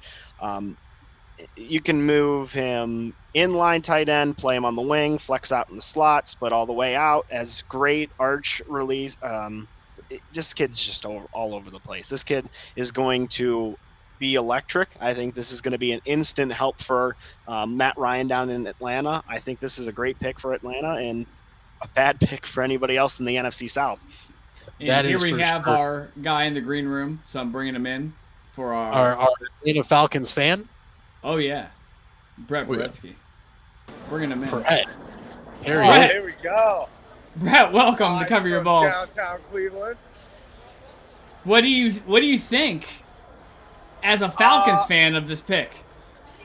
I think we have the next Tony Gonzalez. Ooh. Ooh. I think you might be right. We didn't get Justin Fields, but they were that smart at picking a QB for the future. But Pitts is a very, very solid pick. Brett. So I can't complain. Brett, does this make you feel good as a Falcons fan and giving you confidence going into the season? We were just talking about how defense is probably your biggest weakness, but let's not forget you guys added Mike Davis in the offseason at running back. Now you get Kyle Pitts. Or do you feel confident? I feel confident enough to say that between 2 tight ends and our wide receiver core, we have the best offensive option in the league. Yeah, that's fair. You can make a case, possibly. Yeah, and we'll have to wait to see. I'm not sure you're better than Tampa or Cleveland. I mean, with Pitts, being that tall of a top. Brett, don't walk away. No, don't walk away. Stay. Receiver slot and take some pressure off of Julio Jones to get some more catches towards Julio Jones this year. We like everything you had to say. Everything you had to say. I don't know where you're going, but your connection's getting worse, so you should stop moving. But well, Brett, thanks for coming on. We can't even see your face anymore. You're frozen, like a pizza, Brett. like a frozen pizza, like a Totino's frozen pizza. All right. Go Falcons. Live from Cleveland, our reporter Brett Beretsky. Our actual sideline reporter. Guys, we've made it through 4 picks now. Bengals are next, Dolphins 6, Lions 7, Panthers 8. Justin Fields is still there. Penny Sewell's still there. Jamar Chase is still there. Mac Jones is still there. Heisman Trophy winner Devontae Smith's still there. Jalen Waddle. There are so many big names that are still there that literally, if you're picking at 10 or 11, you're going to get one of those guys if that's a team need. So really we knew the draft was starting at 3, so that's why we kind of covered 3, 4. The pick is already in for the Bengals, so they know what they're doing here. Quickly, Mitch. We'll fire this around. Yeah. Start with Mitch. Yep. I want to know Mitch. who he thinks. Who do you have the Bengals taking here? I think it's going to be a mistake, and I think they're going to go Jamar Chase here. I think Penny Sewell should be the pick here, but I think they're going to go in a different direction. They're going to go Jamar Chase and put the LSU teammates back together. Jordan, how about you? You agree with Mitch, or do you think they go Penny Sewell? Yeah, I think they go Jamar Chase. I think he's right. I mean, I don't hate the pick. I understand it, but I mean, if you can't protect your quarterback, especially after the catastrophe of last year, you're gonna look really, really dumb. And so, although that might be a connection for the future, if you can't protect your present, you got a problem. Sammy, who do you think is going to the Bengals? You know, I said Jamar Chase to the Bengals was my guarantee of the draft. I was lying. It's going to be Penei Sewell here, or the other left tackle from Northwestern. I don't know his name, but very technical is what I read about him. Mitch knows his name, though. I'm sorry? The tackle from Northwestern? Oh, Rashawn Slater. Slater, yeah. Slater, maybe it's Slater. So you think it could be Slater or Penny Sewell here? You're going away from your lock. You duped us into your lock of the day? I did do dream my lock of the day. I have many locks of the day. You know, that wasn't my serious lock. But, yeah, you know what? You just got to get someone that's going to protect Joe Burrow. I feel like if you don't do it, you're kind of an idiot. So, I sway you? Is that what happened? Did I sway you with the? Well, you know, I'm trying to beat you here with your with our predictions. So, you know, I said Chase was my lock of the day, and then you were like, "Oh, they're going to Jamar Chase." So I was like, "Well, I have to go Sewell here." Fair enough. So we're going Sewell. Going away from my lock, and I think I think I like Sewell better. You gotta get a left tackle, right? Right. I just want to ask you this question because this was just tweeted out by Adam Schefter. The 49ers did not tell their coaches or scouts their pick tonight. They didn't know the team was selecting Trey Lance until the pick was announced by Roger Goodell. What do you think about that? Is that going to cause dysfunction in that organization? Like, could that be a problem already? It's a bad look, right? It's a bad look because Kyle Shanahan kind of looked like he had like a freak out, right? In front of us. He had a freak out. Because if he wasn't fooling us, which obviously he wasn't in doing anything bigger than he already did, I don't know why you wouldn't share that, that information, especially with the people who do your scouting, that's a really close department with him. Those are his coaches. Right. So that's a big deal. If you don't believe you can confide in your coaches, then we got a really big issue. And it just breeds distrust because I can't trust you really anymore. That's not like that. I don't know. That's tough. How do you guys feel about that? The Bengals just drafted Jamar Chase. As you were talking, the Bengals went ahead and took the one and only Jamar Chase. So I don't know if I caught the last part of what you asked. Oh, no, I was just asking your mic. By the way, is my volume good? Because I'm talking on a different mic now. Yeah, you're good. I think we're all picking up fine. Okay, I'm talking off my computer. So back to what you just said, I agree with you. I think that it's just a bad look in general, but we'll touch on the Bengals pick quickly if you're okay with that. Yep. Mitch, take it away. You said just now that you thought they were going to go Jamar Chase. They go Jamar Chase. Joe Burrow gets what Joe Burrow wants, and the front office doesn't win. What does that say, and is this the wrong pick for the Bengals? I think this is the wrong pick. I think that we talked about it just earlier, I think before in the pre-show, before the draft even started, that they needed to protect Joe Burrow, and I thought that would be the number one thing, obviously coming off an ACL and PCL tear would be the main key to protect him. But he's going to go with Jamar Chase, which obviously it's not a bad pick. I just say it's a bad pick for the Bengals. If it was anybody else, I would say this is a good pick. If it was anybody, if the Falcons would have picked him, I would have been okay with it. If it was Carolina that picked him, okay with it. Yeah. But I just don't think the Bengals in this situation was. The Bengals know who's in their division. They have the Browns, the D-line.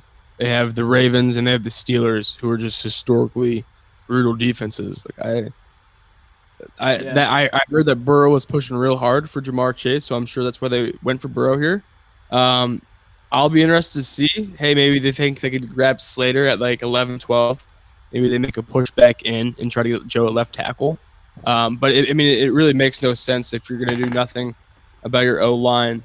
Clearly, you have your quarterback of their future, and I mean, as good as Joe Burrow looked, if they get him a good O-line, they're going to make some serious noise in the AFC North. Jordan, I want to ask you a different question rather than what you think about Jamar Chase. Yeah. Does this pick alter what the Cleveland Browns do? Hold on. Say that again. You broke up from the feed. The Browns? You hear me? Yeah, you broke up again. Is this going to alter the Cleveland Browns pick? Yes, because we know in the offseason the Browns addressed their biggest weakness, which was defense. They added a lot of Jadeveon Clowney opposite of Myles Garrett. Mm-hmm. They got a couple veteran inside defensive linemen. Do the Browns now look to take a corner to potentially? I mean, yes, you have Denzel Ward, but you need more than just a couple or one lockdown corner. Does this alter the Browns' decision here? Yeah, I mean, like the quarterback position is a position you can never get enough players. I mean, it's a really volatile position because, I mean, it's just I mean, you just always beat up. You're always beat up. I mean, just look at the Cleveland Browns in the last decade. All of their cornerbacks, all of their safeties have been hurt all the time. It's a violent position. So I would like them to get another cornerback. I don't think that would be a mistake at all. I mean, Denzel Ward's only available half the time anyways. So that's tough. That's tough. We don't need to go to like our third and fourth and fifth guys and sign guys off the street in supermarkets because that's what we were doing. Let's not do that again. So yeah, I think especially if when you can get picks like that like earlier in the first round, or I mean the earlier obviously the more quality.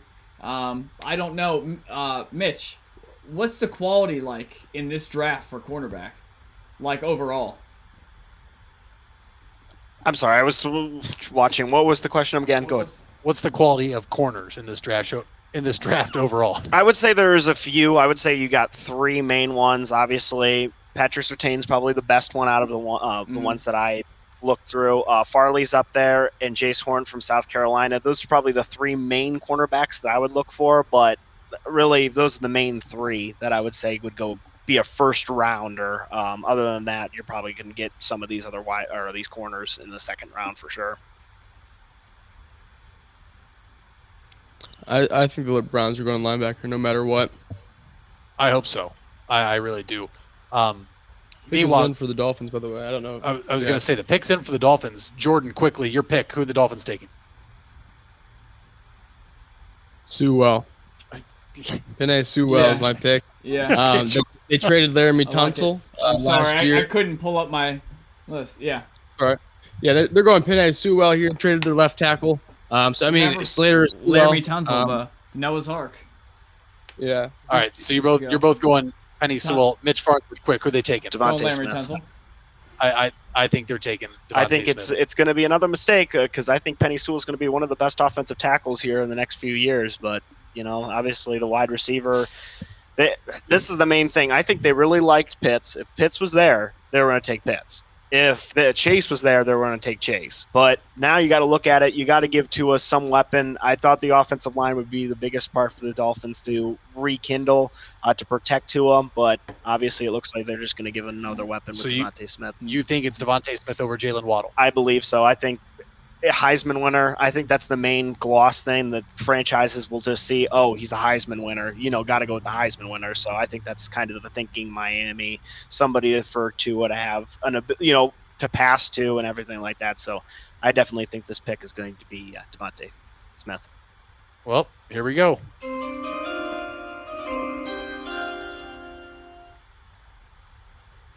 Dolphins. Wow, go with Jalen Waddle. Wow. Holy cow. That's a flip right there. Well, quickly, Mitch. All right, so not who we thought they were going to take. What is your reaction to Jalen Waddle. What's he going to take down there besides chemistry with Tua Tagovailoa? Waddle's a quick-footed receiver. Said to have 4.5 speed. Uses his speed and shiftiness to beat DBs. His great hip fluidity, which helps him in the route running. He was limited in 2019, I would say. He was the 4th receiver in the 2020, but now he's, boom, right there, a Heisman winner. Trying to look at just overall, just explosive. Once he hits a certain speed, he hits the afterburners, no one's going to catch him.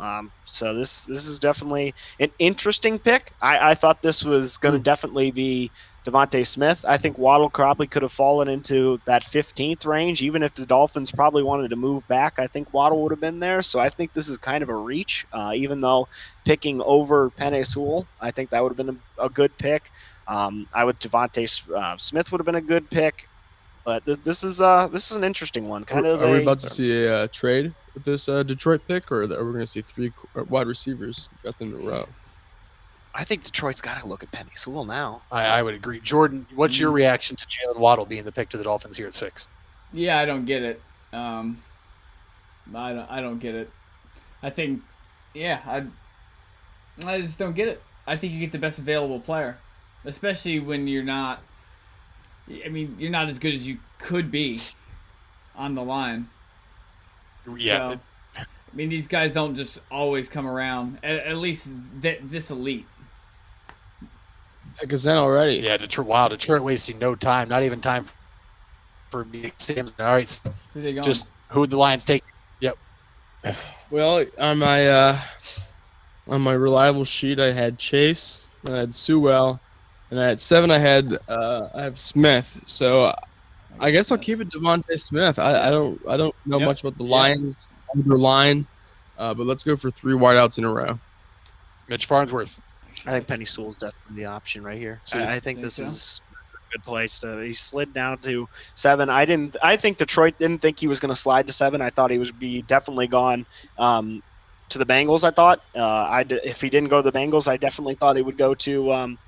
Who just picked? Jeez. Dolphins. The Dolphins. Yeah, I definitely thought those were the 2 options, but I think this is a great option for Detroit to build up their offensive line, protect Jared Goff. That's probably what Jared Goff is probably going to be whispering. Is that obviously? I think you guys are right. That's if they go wide receiver, they can go either way here. I think wide receiver is going to be a good option for Jared Goff, but I think offensive tackle is where you start here. I think definitely Penei Sewell is going to be the option. And I think that's why they're not going to do it, because it's the right option. They are the Browns of old. Like, they're not going to make that decision. That would be the correct decision for sure.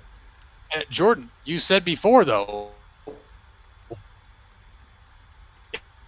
if you're the Lions,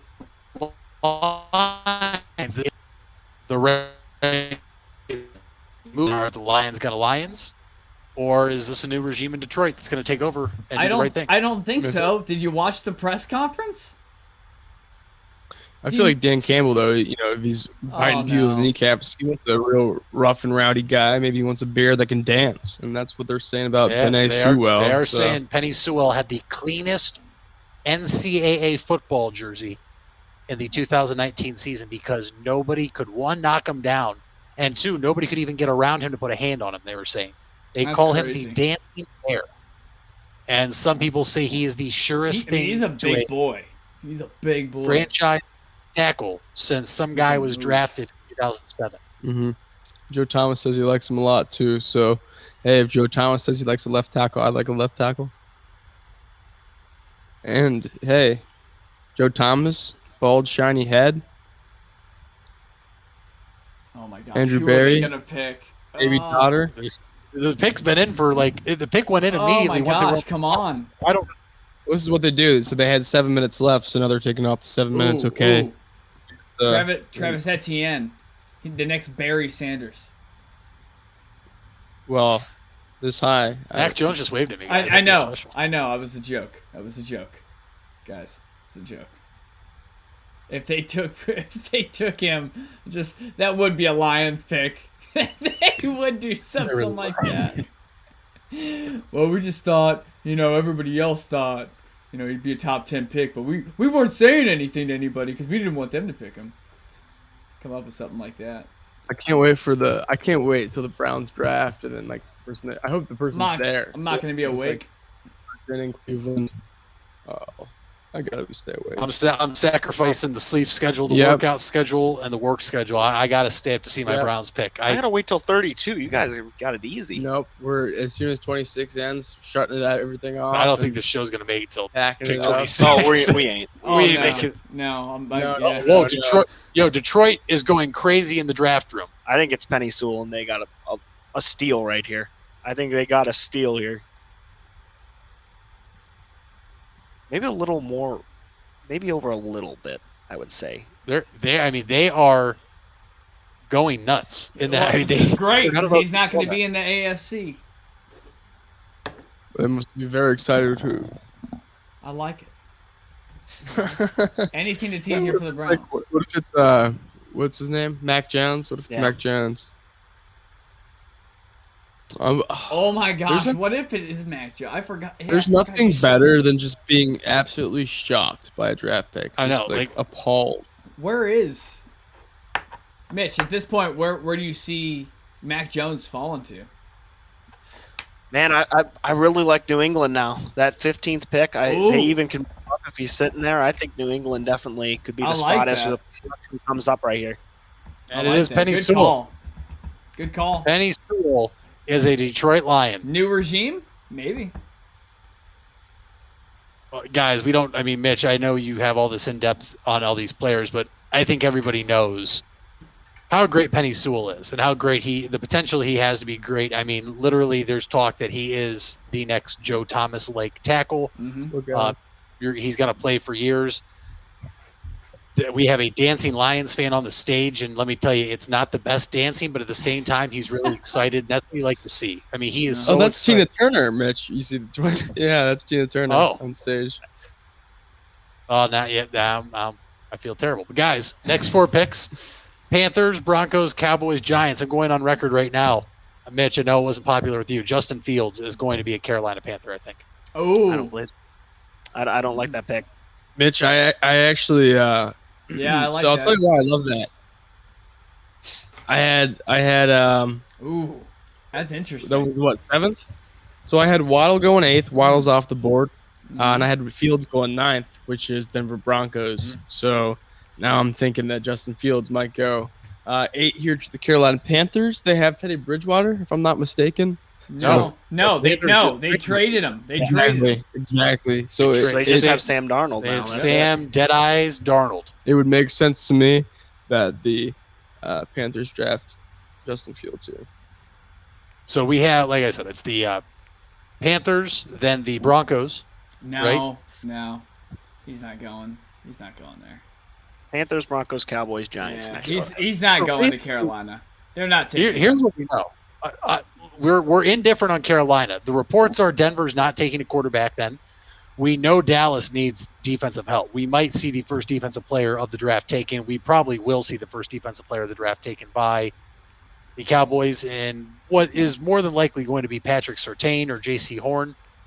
Giants then.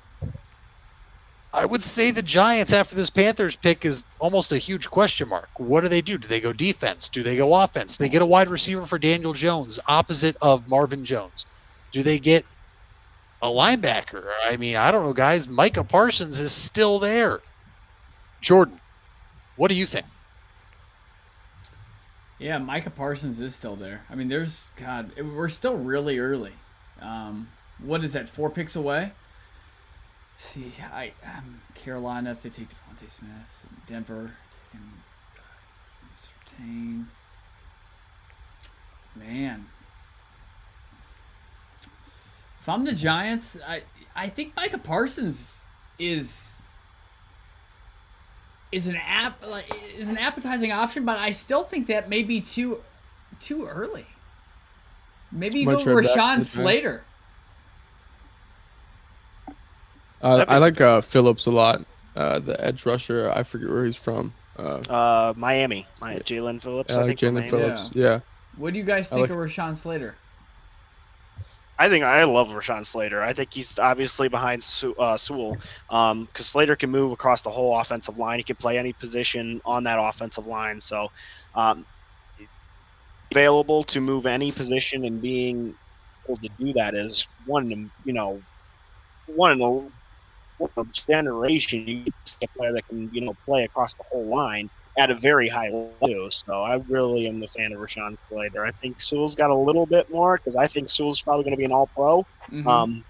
But I think definitely Slater's is, going to be that one pick that everybody is kind of shocked he wasn't talked about more, but he's still going to be in the top 15 as a good, solid pick. Yeah, I mean, now more than ever, they have to protect Dak Prescott, especially after paying him. So, I mean, all of their money is in. And they just they lost Tyrone Smith, I believe it was his name. Their O-line got real old real fast. So they need O-line help. They need defense help. Well, there's only one more offensive lineman that's graded over 90 or over. So, I mean, at some point it's going to fall. I mean, how deep is the O-line class outside of 5 or 7? Outside of 5 or 7, you can look at Jalen Mayfield. I think he could slide into the second round from Michigan. He definitely can do a good job. I think Elijah Vera Tucker from USC is a name that we could see go a little earlier than we thought. Landon Dickerson, who's a center from Alabama, could be a guy you to look for in the first round. Christian Darrisaw, that could be a first-round pick. There's I would say a lot of offensive tackles a lot of people haven't heard of that are going to do a good job, for these franchises in the coming years. Sorry, guys, my jacket got really hot. I had to go change quick. I was sweating bullets in the jacket. Good, no, but Mitch, you made made multiple good points. My question is just where is that fall off in talent? Like where is that going to be? Because you definitely want to be ahead of that if you are in need of offensive line help because you want to get the best you can, right? Like any other position. Absolutely. I think it's those main 3. I think Slater, Sewell, who already just went to Miami, and Darrisaw, who's from Virginia Tech, are probably the top 3. And then after that would be the drop-off to Vera Tucker from USC. Dickerson, I would say, could even slide in the second round. But, yeah, after those main 3, I would say after that it is a little bit of a drop-off.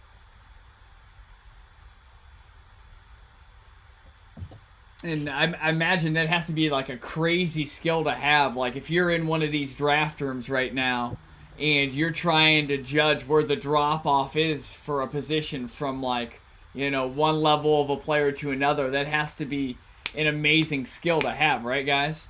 Absolutely. As the Panthers about to pick. Oh, wow. J.C. Horn. Wow. Wow. I kind of whispered it if you could hear me. Yeah, I think this is going to be one of the weirdest picks and a shocker right here as Justin Fields still on the board. And the Carolina Panthers pick, I would say, not Surtain. No. What? Not Farley. No. I would say the third best cornerback in this class out of the 3. If you were going to go with that, I would say to go for the for sure thing of Patrick Surtain. Yes.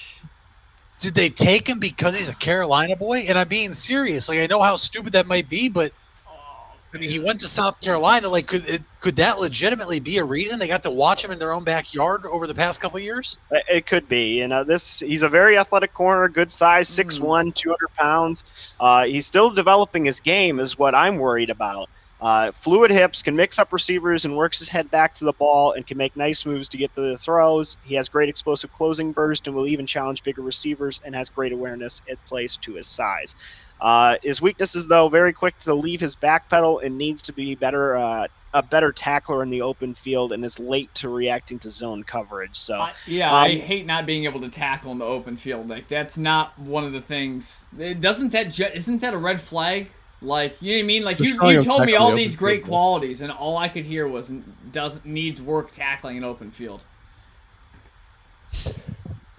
The Panthers have done well though in recent years. I'm asking if you guys think isn't that a red flag? Isn't that what would make him maybe a third option? You guys said that he's probably the third best cornerback, and he's taken first. Yeah, I could keep on saying I'm definitely shocked by this pick. Obviously, this just shows also that Sam Darnold, they're really confident in Sam Darnold's going to be the next big thing, and not even picking up his option for next year. Yeah. Because even looking to next year, the quarterback class for next year is not that great compared to this one. You've got 5 probably first-round quarterbacks next year, unless something changes and that's out of nowhere, a freshman comes out of nowhere. It's not a good, deep quarterback class next year. So, this is definitely an interesting pick. That was one of their main needs that I put down, but I think definitely had a few good receivers still up there that they could be added to Carolina. They added David Moore as a wide receiver, lost Curtis Samuel. So I thought maybe going wide receiver here, but obviously going to the other side of the ball, and Horn's going to be the first defensive player off the board. I'm shocked. I didn't see that coming. Jordan, to your point where, trouble tackling the open field, there's a guy that was taken a few years ago that has trouble tackling with his form, and now he's highly regarded as one of the best up-and-coming corners, if not a top corner, in Denzel Ward. Look, it's something that's fixable. It is. But Denzel Ward's also been hurt because he can't tackle. But that's more so he can't tackle correctly versus tackle in the open field.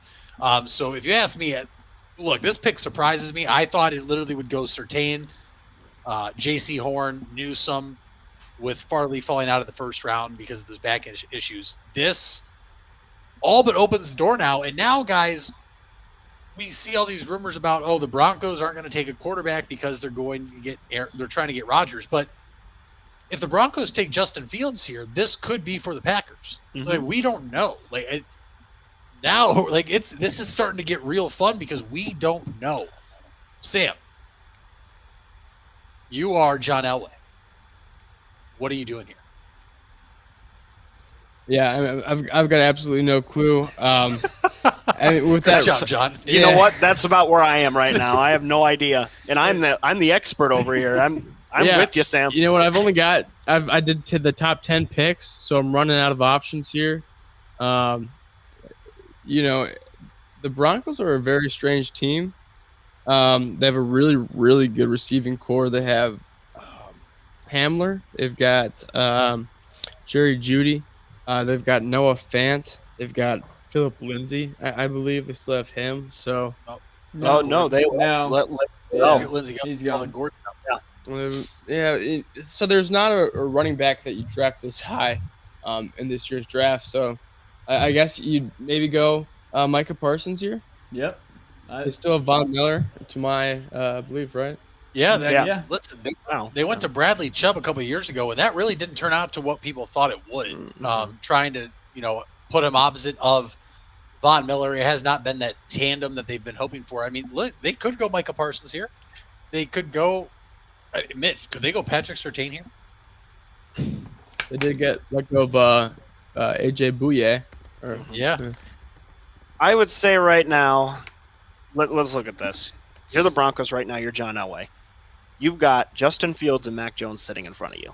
How can you pass this up? At 9, if the only reason why they would pass, or if they're going to take a quarterback, would be, I would say, a trade. This is an interesting one. What would be cool, though, is having Devontae Smith and Jerry Jeudy on the same team. That would be, add to that more wide receiver, man, Drew Lock better straighten up because that's a great wide receiver. I was going to say, John Elway's probably sitting there realizing that the consensus pick should be Justin Fields. Drew Lock's not going to be there much longer, I don't think.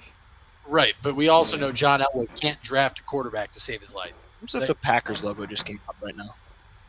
No, he can't. But I think, Mitch, you brought up a great point. How can you pass up Mac Jones? I'll tell you what. It's better than maybe selling the house for Aaron Rodgers. Because I think Justin Fields or Mac Jones, their ceiling could be maybe just as high. Who knows? The clock's at 45, so that usually means a trade's coming. They are on the phone in the Denver Broncos war room. Yelling. There is Justin Fields live. Doesn't look like he's got. Okay, Mac Jones is stoned. Yeah, Mac Jones looks absolutely blitzed right now. It doesn't look like either of them got a phone call or answered one there. All right, so here we go. Pick is in. Denver Broncos, 9th pick of the 2021 NFL Draft. I don't think any of us know where this is going. I mean, I think we're all in different options here. Jordan, last word. Who's it going to be? Yeah, I mean, it might be this trade. I think it probably is a trade here. Because the clock. I'm going Sean Wade.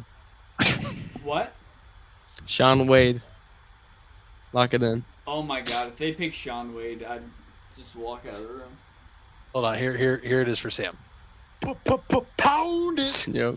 He's pounding Sean Wade at number 9. You heard it here first. Oh man. Because all right, here we go. Come on, where's Raj? could be anybody. It could I think be I know us. who it's going to be. It could be one of us. It could be anybody that hasn't been picked yet. For those of you listening at home. So how the draft works, the first 8 people that were chosen, they're no longer available. They're out of the draft pool. This is wow, some fun stuff, Mitch, huh? Yeah. Some fun stuff. If you watched the Nickelodeon, what was that? Saints versus Bears, that wonderful game, they explained everything very in detail. Here's Roger. All right, here we go. Talking to a man in a poncho.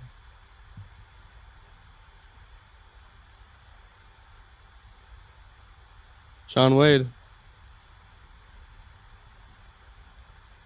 Oh, wow, my they gosh. switched it. Wow, Patrick Surtain. Oh, man, this actually takes a lot away from Dallas. I think this really clears out Dallas. If you're the Cowboys now, oh my gosh. You gotta go Penei Sewell here if you're the Cowboys. Man, I thought for sure that Fields would go there. I felt like it definitely could have been Fields there, but man, going cornerback does. Do they go Devontae Smith and just? I mean, it's Jerry Jones, so I think they do go Devontae Smith. Now that I'm saying it out loud. Jordan, what's your reaction to Patrick Surtain going to the Denver Broncos? I mean, when I think the Denver Broncos, I think of the great defensive teams they've had over the years. I think of Champ Bailey. I love the pick. I mean, you're getting probably the most quality cornerback in the draft. I mean, you can't be upset about that. I mean, you probably have a top 5 player on the defensive side of the ball already in Von Miller. And Bradley Chubb is still playing really good football. All right, Mitch, what do you have to say? All right, 2 things. One, the Cowboys are already losers in this draft because that's 2 of the main picks that I would say that they wanted. I would say Dallas would be an option to trade down now because I thought Pat Surtain was going to be definitely a Dallas Cowboy.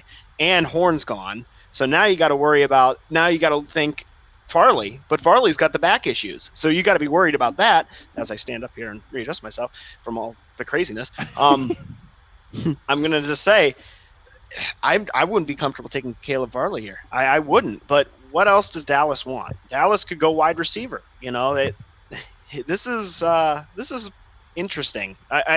Offensive tackle. You could see Rashawn Slater go here for Dallas. They needed help on the offensive line to block. But obviously I would say defense is the main need. But your hands are kind of tied here. Because I don't feel comfortable with Farley with his injuries. I don't. For sure, I don't feel comfortable going with Farley. Listen, here, you're talking to a guy right now that's made out of glass bones and paper, skin and meat, as Sam would say. And Sam's been there to witness, the legendary foot breaking in a pool. You're talking to Jordan, who's had his number of injuries. I mean, they take a toll on you mentally and physically, Jordan. Is it worth it to take a flyer on a guy that has had back surgeries, though, that plays a position of corner if you're the Cowboys? Anybody who's had back surgery should probably not play football anymore. So, yeah. It's younger than – we're not talking about, our dads having back surgery. We're talking about a guy that is younger than all of us on the thing right now. I mean, we see freak things happen in the NFL where people, are paralyzed and things. That is just, it's not it's not good. I can't believe that someone who's had back surgery. Well, yes, I can, because if I had back surgery and I could play in the NFL, fuck it, I would do it. Like, you know what I mean? So like, but if I'm a team, I'm not drafting that guy. I'm not drafting that guy, especially in the first round. If this was like rounds 5, 6, or 7, and because those guys who are drafted back there, like most of the times they don't make the team anyways.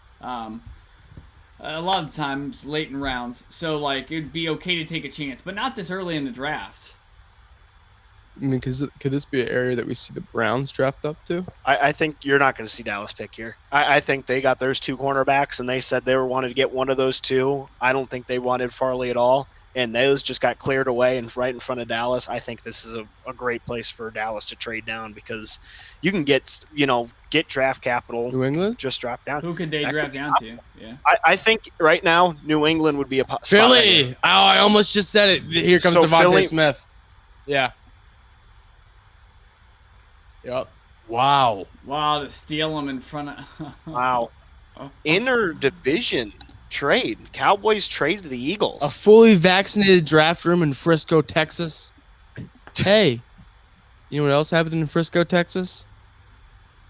I'll tell you what. Kent State football won their first ever bowl game. Tropical smoothie. Thank you. Yeah. That was awesome. I like Go that. Flashes. We beat none other than Jordan Love in Utah State. So nice pick, Green Bay. And there's fully vaccinated draft room in Philadelphia, PA. It's where Temple University resides.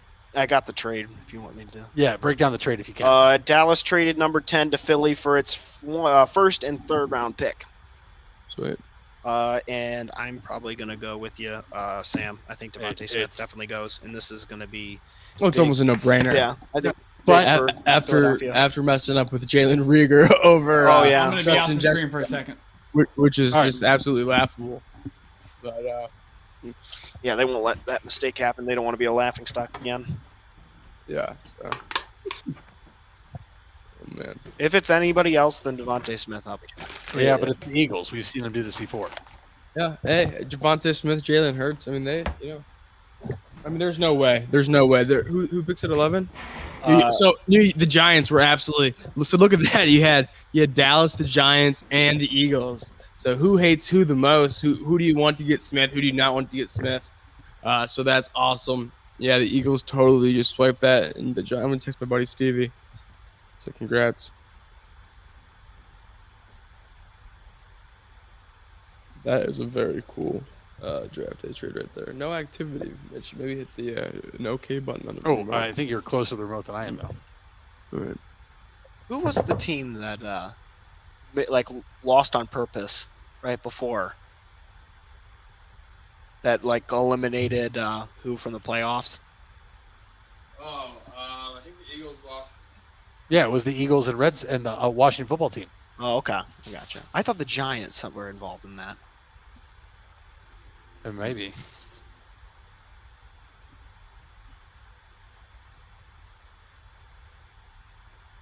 Eagles gave up 12 and 84 for 10. If you wanted to do the exact numbers there.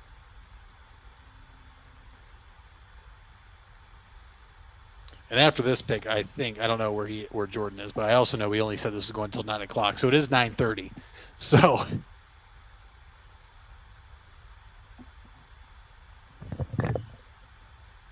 We're getting to the exciting part though. We are getting to the exciting part. But time to really tune in. It is true.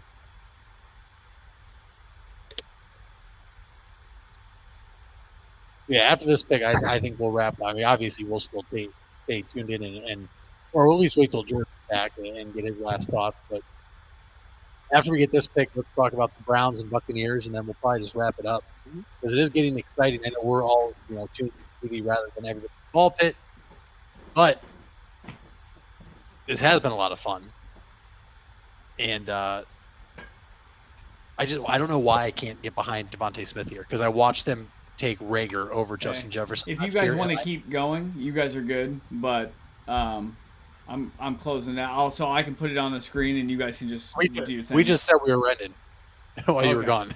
Cool. So we were just going to the picks in for Philly. We were going to announce it and then close it down.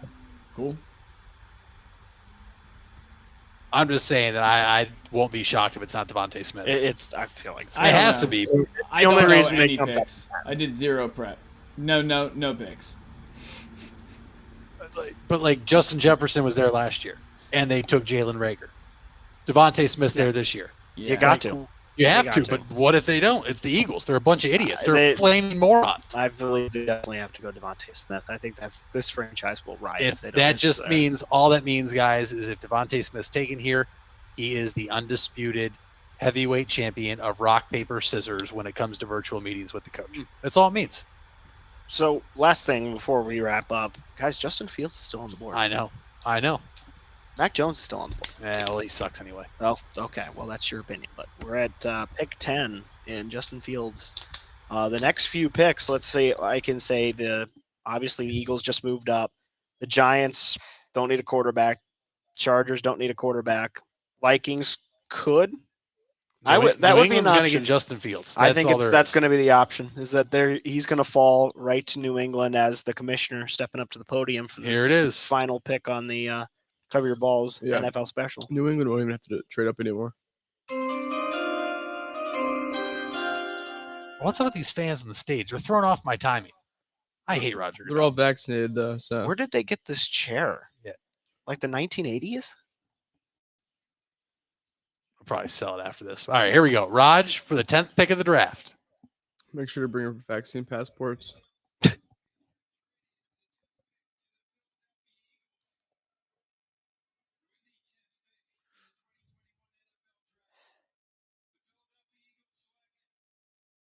Yeah, okay. Devontae That was Smith. Devontae That Smith. makes- That was a no-brainer. All right. All right, guys, listen. It was fun to do the pre-draft show. It was fun to do the first 10 picks of the draft. Episode 46. Jordan, last thoughts from you. Who are the Cleveland Browns taking before we sign off?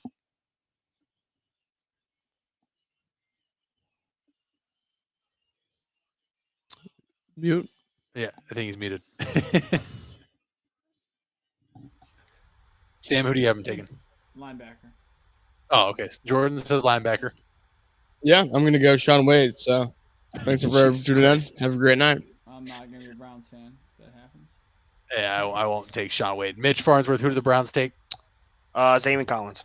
All right, and I can get behind that pick. Listen, stay tuned into the NFL draft. Stay locked into Twitter. I'll be tweeting off there the rest of the night for these picks, and we will catch you Tuesday for episode 47 of Cover Your Balls. Until then, have a great night, and as always, folks. You know that fucking Baker Mayfield do this shit to you?